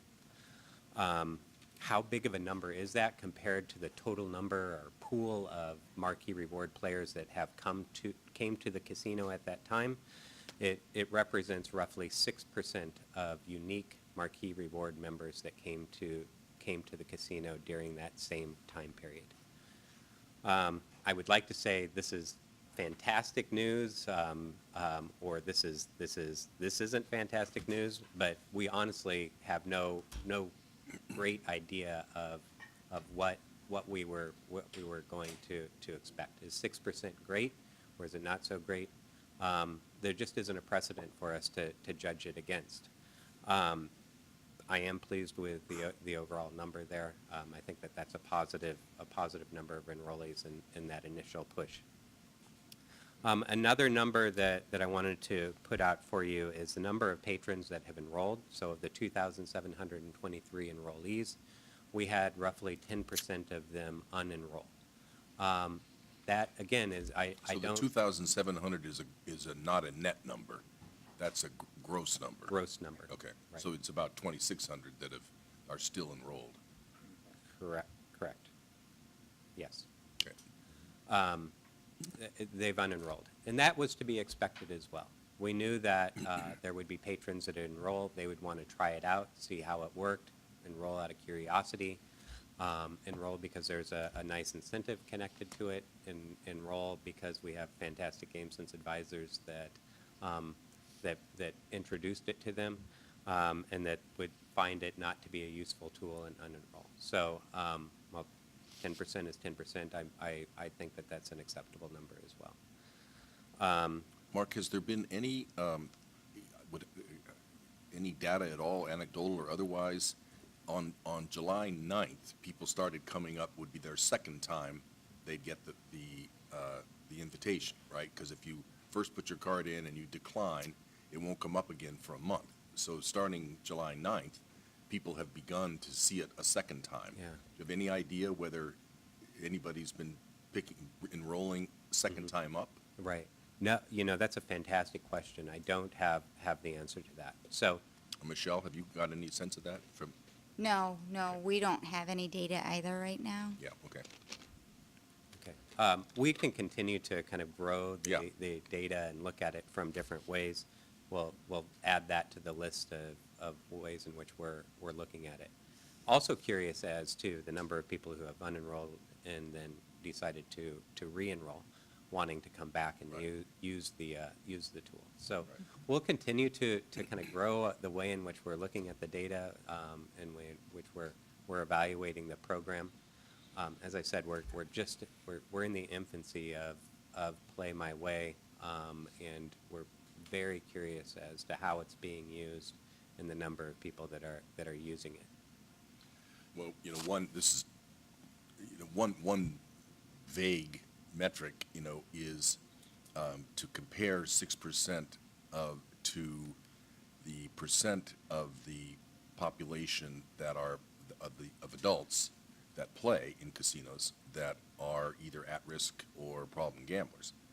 And, we know from our research that of adults, something like 1.7% were problem gamblers, around 7% are at risk, but only 22% of Massachusetts residents in that study went to casinos. So the numbers go up by 5, more or less. So the percentage of people who are at casinos who are problem gamblers or at risk is higher, for whatever the amount is. But still, at a maximum, it wouldn't be more than, say, 20% that are, it would be 80% or so are for sure just having fun. Healthy, casual, no problem fun. Right. There may be as many of people who are gamblers, not adults, but of people who are gamblers who have some degree of concern. But 6% of 20% is a pretty good sized number. It's a meaningful proportion of the target audience, which are the folks who might be in trouble. Right. Bob? Mr. Chairman, one thing to think about, that 6% is of the marquee card holders, not of the total population. So against the total, it would actually be much less than a percent. Right, because we can't access the people who don't. But I get, it's got to be reasonable that the people who play who don't use marquee rewards cards don't play that much and are very likely not to be in the at-risk pool. Is that a logical? Now, that's a tough lead to me. Oh, really? Oh, that's interesting. Well, this is not the time, but I'd like to hear more about that. Okay. Yeah, I had a take slightly different on the, not on the relative number, 6% of something, but rather how that 6% evolves over time, and how the drop-off evolves over time, because there's an absence of an incentive, which might want to make us reconsider it, for example, or because there's a reminder that serves a purpose or doesn't serve a purpose. That, to me, that's the bigger question for this program. Right. We continue to look at it over time and try to figure out whether messaging could be improved or it's a barrier, whether, that sort of thing. Right. But there'll be plenty of time for that and plenty of data for us to do that. Yeah. The other ways in which we were, other pieces that we were paying very close attention to included how it was being rolled out at the casino. It was of utmost concern to us that we wanted to do this in such a way that that Plain Ridge Park Casino felt good about, that it didn't interrupt their daily operations, and something that they could say, this is something that we see as a benefit. And so I wanted Michelle to address that to some degree, and then I was going to ask Marlene to talk about it from the kind of the GameSense advisor or GameSense perspective on some of the experiences that our GameSense advisors have had in using this as a GameSense tool. And then finally, I think Terrence could provide some insight just onto that initial rollout. He was involved in the first week as it hit the floor, and we were really promoting this with patrons at the casino. So I'll turn it over to Michelle. Great. Thanks. I think we're really pleased with the rollout. I don't know that any of us expected it to be so smooth. It's a great benefit for our local customers, given that it's at Plain Ridge Park. And I think it's important to note that the collaboration that the parties had together is what made this successful. I mean, none of us wanted to roll anything out that wasn't fully functional as the scope was supposed to be, and training for employees was done properly, and we took our time making sure that it was a quality product versus rushing because of a due date.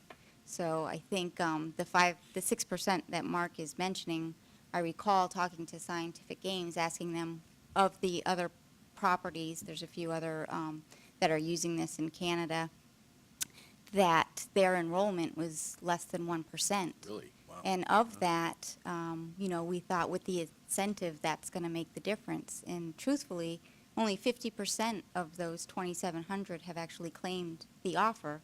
So I think that's a testament to the quality of the product, the branding, and the messaging. Michelle, sorry, other folks, anybody, questions or? Two things. First of all, I hope the word came down to you from the corporate office that we really appreciated the work you and others did. Thank you. Okay, I 'cause appreciate it's that. Mark and Ed and others, were tremendously flattering, particularly about you and Mr. Gittles, I believe. Correct. Who a tremendous demand was made on your time. And I hope we wanted to make sure the word got back to you. That It we did, really- thank we really you. appreciated that. Because these are public meetings, it's hard not for them to be happy talk, and it's hard to talk about the hard issues. But, when you're in the back room talking with people, are there any issues that you can, have there been bumps? I mean, have there been anecdotes? Have there been any upset customers? Or, I'm pretty comfortable that there haven't been any systemic problems, but has it really been bump-free, or what do your folks say in the back rooms? Honestly, it has been bump-free for us. I know Marlene's going to speak of some testaments, but it was so smooth, and I don't want to be, that I was thinking negative, but I never expected it to run as smooth as it did. And again, I think it's just the collaboration between the teams that made that happen, Right. and making sure that we were all comfortable with testing properly and not executing immaturely. Great. You said it's a nice benefit, you used the word benefit for your marquee card holders. Have you had any feedback that people see this as a positive? Does it serve you as a marketing tool in any way? Is it a positive for you? I think, again, it's going to be around the data Yeah. when we identify what opportunities there are. I will say that of the 2,700-plus people, it's across all levels of spend. So typically, one would expect that if there's a free incentive and the customers that don't necessarily qualify for offers based on their play, they would be the ones enrolling. And that also is 50-50. So 50% of our targeted database that receive monthly offers on a monthly basis are part of that group. So, Interesting. yeah. It would be phenomenal if it could ever turn out, if this program turned out to be something that was a competitive advantage for our casinos. That would be, I mean, I don't want to be Pollyanna here, but that would be incredible. then I'd get Bob DeSalvio. He'd standing on his head. Great, thank you very much. If I may mention one bump that we experienced and had to get over, it was around 4 a.m. In late May, where we were planning on going live the following day. Michelle was in the room, Executive Director Bedrosian was in the room, and Jason Giddle, and Lance George was there as well.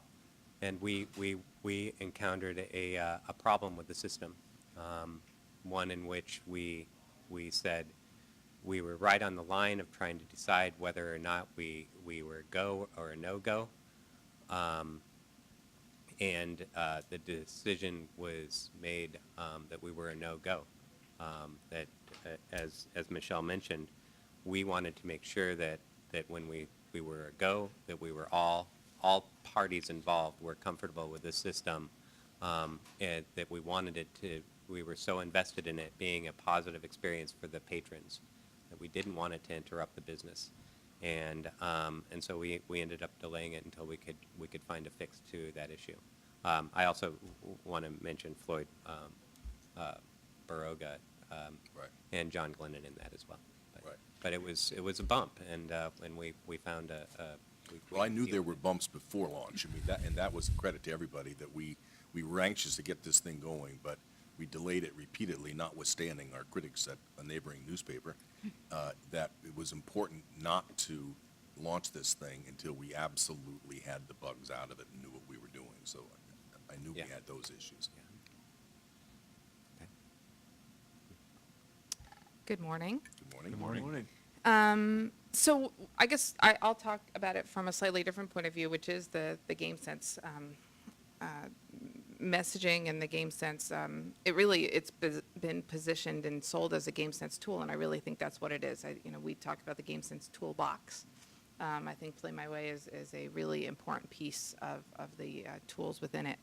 I also want to give credit not only to all the people who've already been given credit, but also to Elaine Driscoll and the team here in terms of how it was rolled out and sold to the players. I think that GameSense can only do so much. And so having, the signage appropriately placed, having the balloons where they needed to be, all of those things make a difference. And so that made it nice and smooth that way.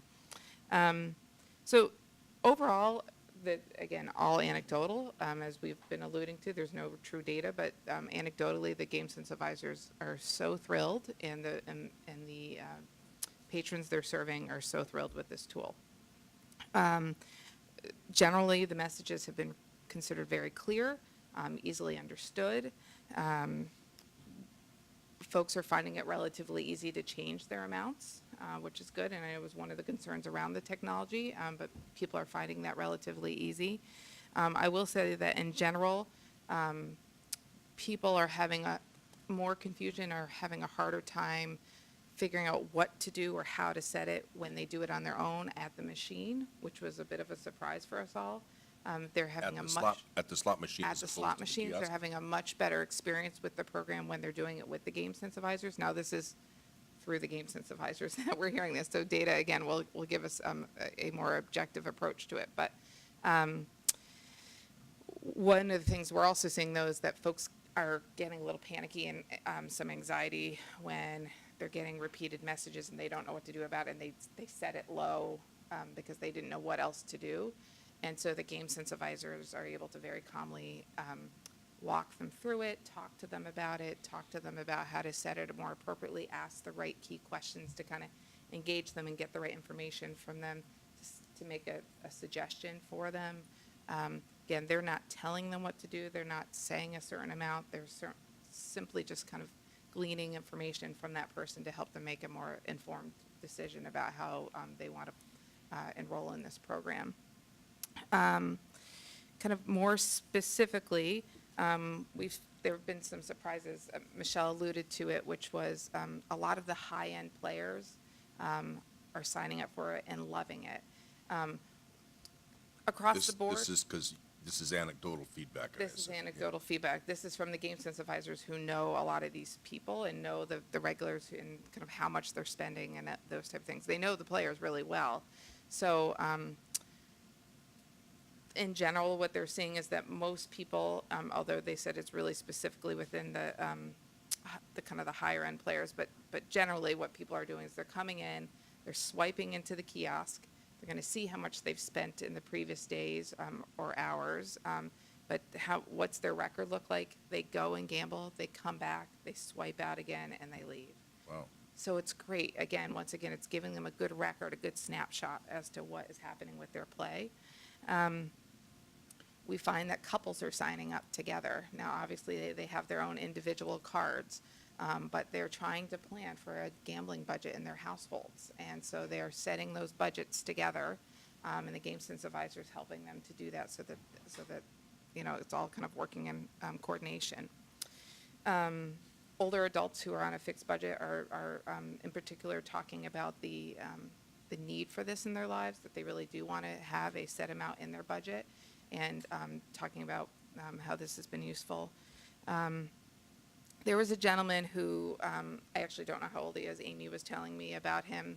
Let's call him George for the purposes of this conversation. And he, one of the kind of higher end players, and when we say higher end players, that's, again, the game sense advisor's kind of label, but talking about spending a couple $1,000s a week gambling on slots. Wow. And he felt like he had the means to do so. He was fairly certain where he was spending it. He wanted to enroll the program just to get a little more information. He wasn't terribly concerned about his gambling. And the first, I think she said over a span of the first 2 to 3 weeks, he kept hitting the limit. And he thought he had set it a little higher than what he normally played.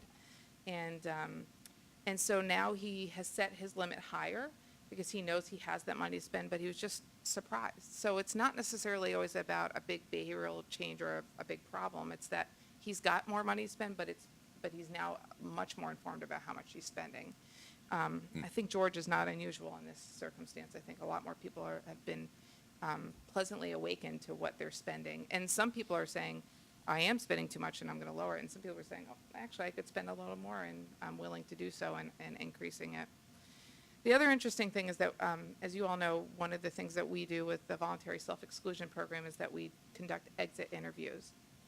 And these are for folks whose term has expired and they are just chatting with myself and getting some additional information and signing the proper legal paperwork to get off the self-exclusion list. I'd say, and we have a very small sample size at this point. We've done 5 of them.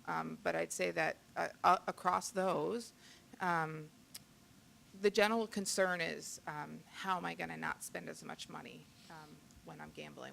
Now that I'm going back, how am I not going to spend as much money as I was once spending? So obviously the immediate thing that we're talking to them about is Play My Way and how it's a really nice tool to be able to launch. So the other nice piece is that we already, prior to this, we're handing people off to the Game Sense Advisor and saying, Game Sense Advisor is going to be able to help you be aware of the time you're spending if that's something you want, or they can help you exclude from credit or check cashing. This is another tool, again, that they have at their disposal to be able to connect with the players on the floor. Yeah, so that's a little bit about the experience that the Game Sense Advisors have had.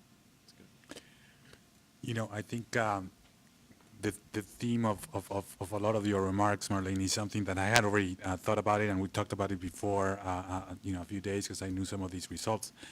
And that is that the synergy between the Play My Way and the Game Sense Advisor is something that is really key. And there was not really a big thought about, how these two were going to converge by design when we first started each of them. But it's something that I find is probably really key in terms of the percentage, in terms of how people might continue to use it, and something that may have fallen into an alternative, slots attendance, for example, if we didn't have the Game Sense Advisors. But it occurs to me that working in conjunction these two programs have real potential. So it's really good to hear.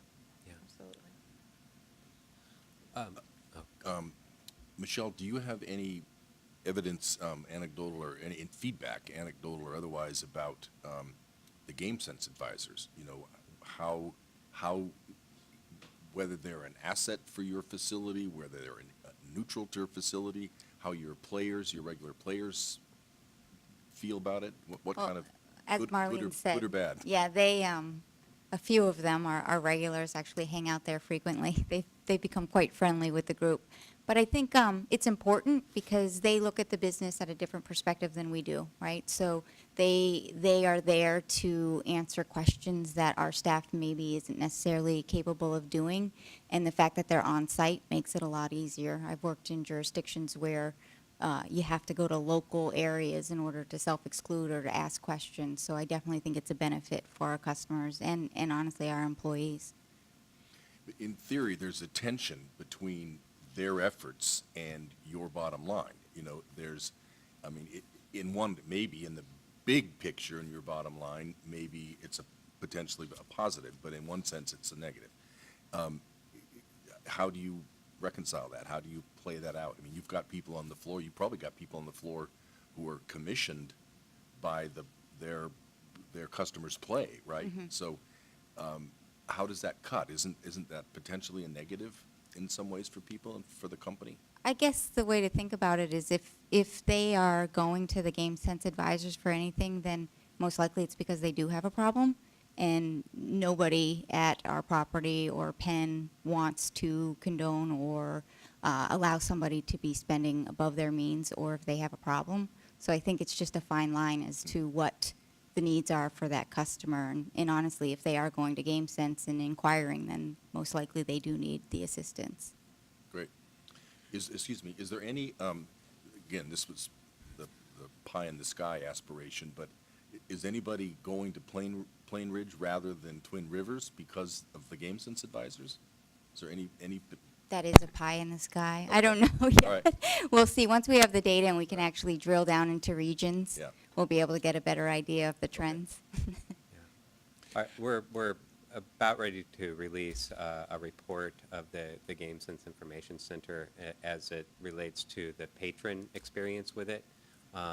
In the next phase of this, as we move into fiscal year 17, we're going to be looking at what the casino employee experience is of the Game Sense program at the casino. So I look forward to answering at least partially some of those questions. So that's right. So there is, in this first report that's coming out pretty soon, there is customer interviews, right? There have been player interviews.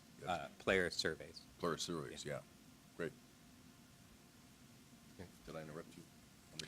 Well, I was going to make, perhaps, I was going to speculate a little bit based on anecdotal evidence, not entirely on pure speculation, that the Game Sense program, they spend quite a bit of time developing relationship with customers. Yes, they get into very difficult conversations in terms of self-exclusions and things like that, but they really develop relationships. Most of the time, just regular greetings, and whatnot. And it occurs to me that, and I hope to see, some of these in the data on the evaluations and things like that, that there's really a customer service component, to the Game Sense advisors where tension notwithstanding, this is very much in alignment with the operators because they really are all about customer service. And for certain customers, there is this area where they are comfortable talking to somebody because they're in a green shirt and outside of the casino, and they're really friendly about, just about anything, including odds and their play if they wish. So I'm looking forward to the evaluations. I know that, we're drawing from a lot of forms that have to be submitted and asked to be submitted in order to really get some good data, and response rates are key and things like that. But what I have gleaned from conversations like these with Amy and Terrence and others, is that there's really a customer service nexus here that's very important. So I also wanted to give Terrence an opportunity to talk about the launch. And there was a plan that we had that where we wanted to increase the presence of staff to help support the launch of Play My Way. And certainly a part of that was going to be to assist patrons that had questions and help them enroll, but should there be any problems that came up, we wanted to be there, be present, and help support that. And a number of staff from the Gaming Commission and organized by Marianne Dooley, who just a thank you to all those commission staff that helped out, to additional staff at the Mass Council that came on board to work some extra shifts to help out with the launch of Play My Way. I think that was a good decision, and I think it got it off to the right start. And Terrence was one of those extra staff, and he spent a lot of time out there in the first week of launch. And so, Terrence, do you want to just share a little bit about what that first week was like and the work that you did out there? Sure. Good morning. Morning. I think it was a very successful launch. So we went out there. I think my first shift started somewhere around 9 a.m. And we went out there with a basket full of promotional materials, which I thought were very effective. We had stylus pens, eyeglass cleaners. There was the $5 food incentive. I think a lot of those things worked really well to draw customers towards us, and so we can actually engage them and begin a conversation with them. And it's really surprising. It was so much time has been spent building this program, months and months of research and effort has went into building it. It's a very simple and user-friendly program. It's almost, and customers were shocked, and at moments I was shocked at how simple and fast it was to sign someone up. It's a few swipes, we punch a few buttons for you, we ask them questions so you can understand how much you're actually spending, and that's really it, and then you're enrolled. The whole thing takes less than 5 minutes. Initially, so my initial approach was to go out and give people all the information that I had in my head, just sort of talk at you for however many seconds, 30 seconds, a minute. That was not the most effective approach. Over time, I really think walking people over, showing them how to enroll is the best way of doing it. And ultimately, I think that's the way that we had the most success, and customers felt they understood what was going on the best. I think one example is watching Amy enroll someone who's one of the GameSense advisors. She walked them through the process. She asked them how much money they would bring out to the floor. Do they go back and visit an ATM? When they do, how much money do they withdraw? That way they could figure out how much money they actually do spend so they can set an appropriate budget. The only times I ever dealt with a customer who might have been dissatisfied is they set a budget that was too low, and so the notifications became a problem. But anytime they worked with a GameSense advisor who could actually set them up or help them realize how much they're spending, they tended to really enjoy the program. It let them enjoy the experience of going to the casino without having to worry about one more thing. It just streamlined the whole experience for them. So I thought it was a very successful launch. Everyone I spoke with really enjoyed the product, and I thought it was really professionally done, honestly. Great. What is the status of the VSE program at this point? How many people? How many people do we have enrolled in the VSE program? Do you I think? would say approximately about 100, 150, something like that. Okay, but you don't know exactly, okay. Mhm. Okay. Anybody else, anything from Mark, his group? I have one more thing to Yeah, say. Please. I just want to say thank you for allowing me to work here for a year. This has been a really interesting experience. The world of gaming is far larger and far more complex than even I imagined. And I don't know, I just had a lot of fun, and especially seeing an agency, like such a young and robust agency, chance to go around and see so many different things and work on a lot of different issues. I really appreciate it. So thank you. Great. Thank you. Great. Thank Thank you, you. Terrence. It's been great. Thanks, Terrence. All right, it is a little after 12, sorry. I think we have one more, do we have one more item? Yeah. Oh, I'm sorry. Right. Not yet. Lunch? That sounds good. Responsible Gaming Education Sorry, yep. Week is August 1st through 5th. You know, things are better in partnerships, and I think that Responsible Gaming Education Week is another example of how doing this in partnership with the Mass Council and GameSense and led by Plain Ridge Park Casino, and us supporting that I'm excited about it, and I wanted to provide Michelle an opportunity to talk about their plan. Thank you. So what we've decided to do this year, I'm not sure if you're familiar with this effort, but generally what happens is Penn National has each property participate in the first week of August for Responsible Gaming Education Week. And they task us with getting creative and making it fun, because we all know how serious of a subject it is. So we were sitting in a room trying to figure out what we should do, and everyone was throwing out ideas, and then Lance was like, my gosh, we have it. We're the only property that has this tool, Play My Way, and then Jason Giddle was like, play my way every day. So that is our slogan that we'll be using, yeah. And this presentation kind of highlights what we'll be doing during that week. Great. So the theme this year is a year-round commitment. So that's where we came up with the Play My Way Every Day 365 for 365 days. And it will be from August 1st to August 5th is when we'll actually do the different promotions and events on property, off property, to educate staff, educate customers, and just educate the community. Our objectives are obviously to make sure that the public is aware this is going on, to make sure that everyone's educated on what this gaming week is, and then in addition to that, just increasing participation, really getting people involved and excited about it. I'm curious about that comment. In reading over your objectives, I understand getting the property participation rate up. Give me some ideas of how you get the employee participation up. It's making sure employees understand what's responsible gaming is. So we all go through training when we come on board, and like anything, you need refreshers, right? So to keep up with what's going on, to make them more aware of maybe something that they're not noticing or they forget about. So really what we do on the floor is get them involved. And as I walk through this presentation, you'll see some of the things that we'll be doing to make sure everybody is involved and get something out of it. Okay, great.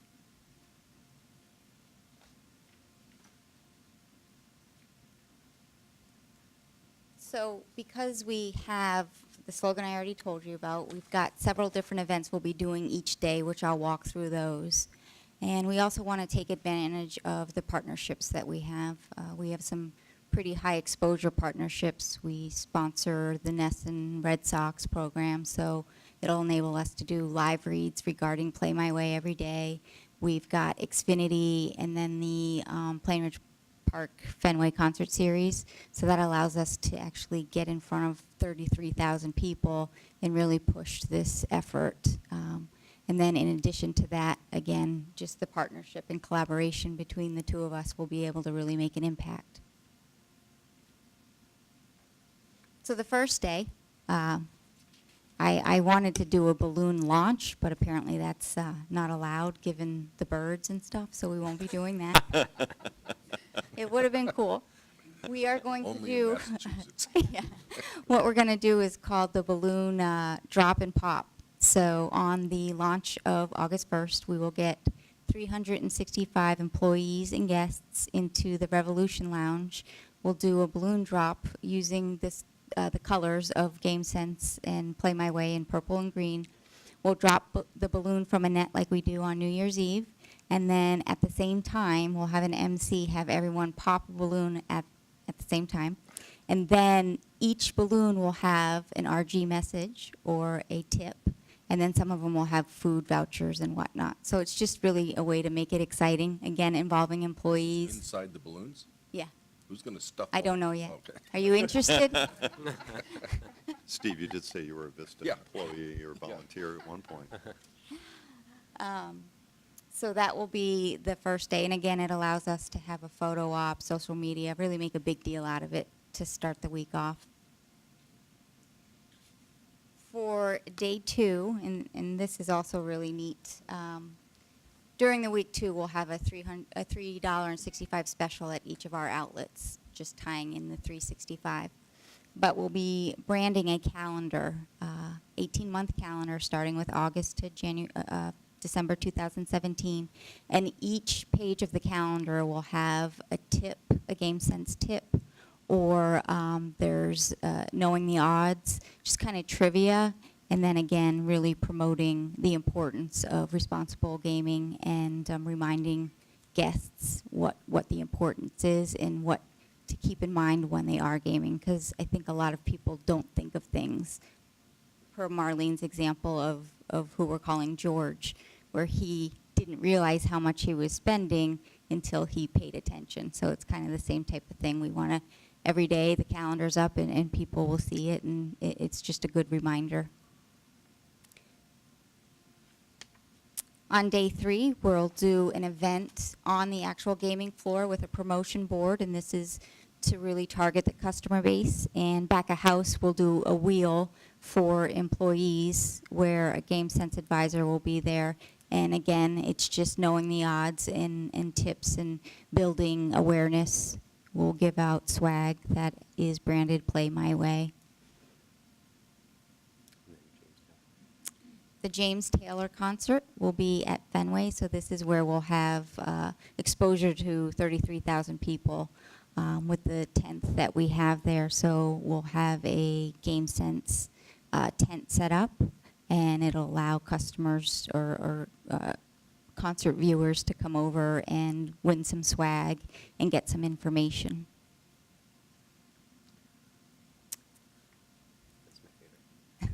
I love this one too. So Be Good is one of our food outlets, and they have what's called their Be Good traveling smoothie truck. And I spoke with them, and they are willing to turn their Kale Crush, which is a green smoothie, and call it the Play My Way smoothie for the week. And it'll be $3.65. And then on Thursday, they will actually be on site, on property, giving out free samples of the Play My Way smoothie. And there's also apparently a mascot that's dressed as a hamburger that will spin the wheel for customers, and another opportunity for GameSense to be present and hand out materials and swag. Last but not least, we will be doing, and Marlene will speak to this, a carnival that will be both for employees and for customers. We will be at Xfinity because Florida Georgia Line will be there. And then in addition to that, we've reached out to Doug Flutie, who has a band. I don't know if anyone was aware of that, but he will be playing at the Revolution Lounge that evening. And him and his band will do live reads between sets, as well as throwing out swag to the audience. So really what we've done here is we utilized our partnerships and collaborated with GameSense and with ourselves. And now we've got this pretty exciting plan, I think, and we're going to execute it. So now Marlene's going to give you a little more idea of how the carnival is going to work. It probably speaks for itself. We won't have a dancing hamburger. That's ingenious. But the carnival is just that, right? It's a little carnival. It's going to have tying all the games back into odds and talking a little bit about probability. So I assure nobody's going to have their weight guessed, but we will have kind of like, a jars of candy where people can guess how many things are in, how many pieces of candy are in there. We've talked about like the rubber ducky, getting out of the pool of water, we're going to, I think these folks even know we're going to get GameSense tattoos. So those type of fun activities, having the GameSense advisors there, and again, it's both for patrons and employees so that we're engaging them, just continue to build those relationships and get the messages out in a fun and engaging way. And I should also say that the GameSense advisors are going to be a part of all the other days and activities, so that they're continually getting themselves out there and making sure that they're further developing those relationships. Not permanent tattoos, right? Not permanent tattoos. Okay. That's great. Great. Anybody, questions, thoughts? You didn't like the idea of the commission dunk booth? Part of the carnival? Now that you mention it. Commission dunk? No, no. That's an idea. Mission You- duck poop? You can volunteer for that one. Yeah. Sounds like a packed week. It's great. That's great. It's very exciting. What's the reference to the tent at the Florida-Georgia line? We have a partnership with Xfinity Center in Mansfield, so we'll have presence at that concert where we'll be handing out information regarding Play My Way and swag to the audience. They're a It's a band that's it's a- playing. Oh, it's a. Oh, it's a band. band. Yes, it's a country band. Thank you for asking the Yes. question. I thought they were going to go further, out of state. They're extending their reach. They're to extending the reach, yes. That's great. Yep. Sounds great. Terrific, That's good great stuff. stuff. Thanks Thank very you. much, all of you. Thank you. All right, now, we're a little bit behind our anticipated schedule, but I think would be right that we would take a half-hour break now, have a quick lunch. We'll be back at, let's call it 1, and we can decide then whether we do racing then or do Ombudsman Ziemba that first. All right, we have a adjournment until 1 o'clock. Okay.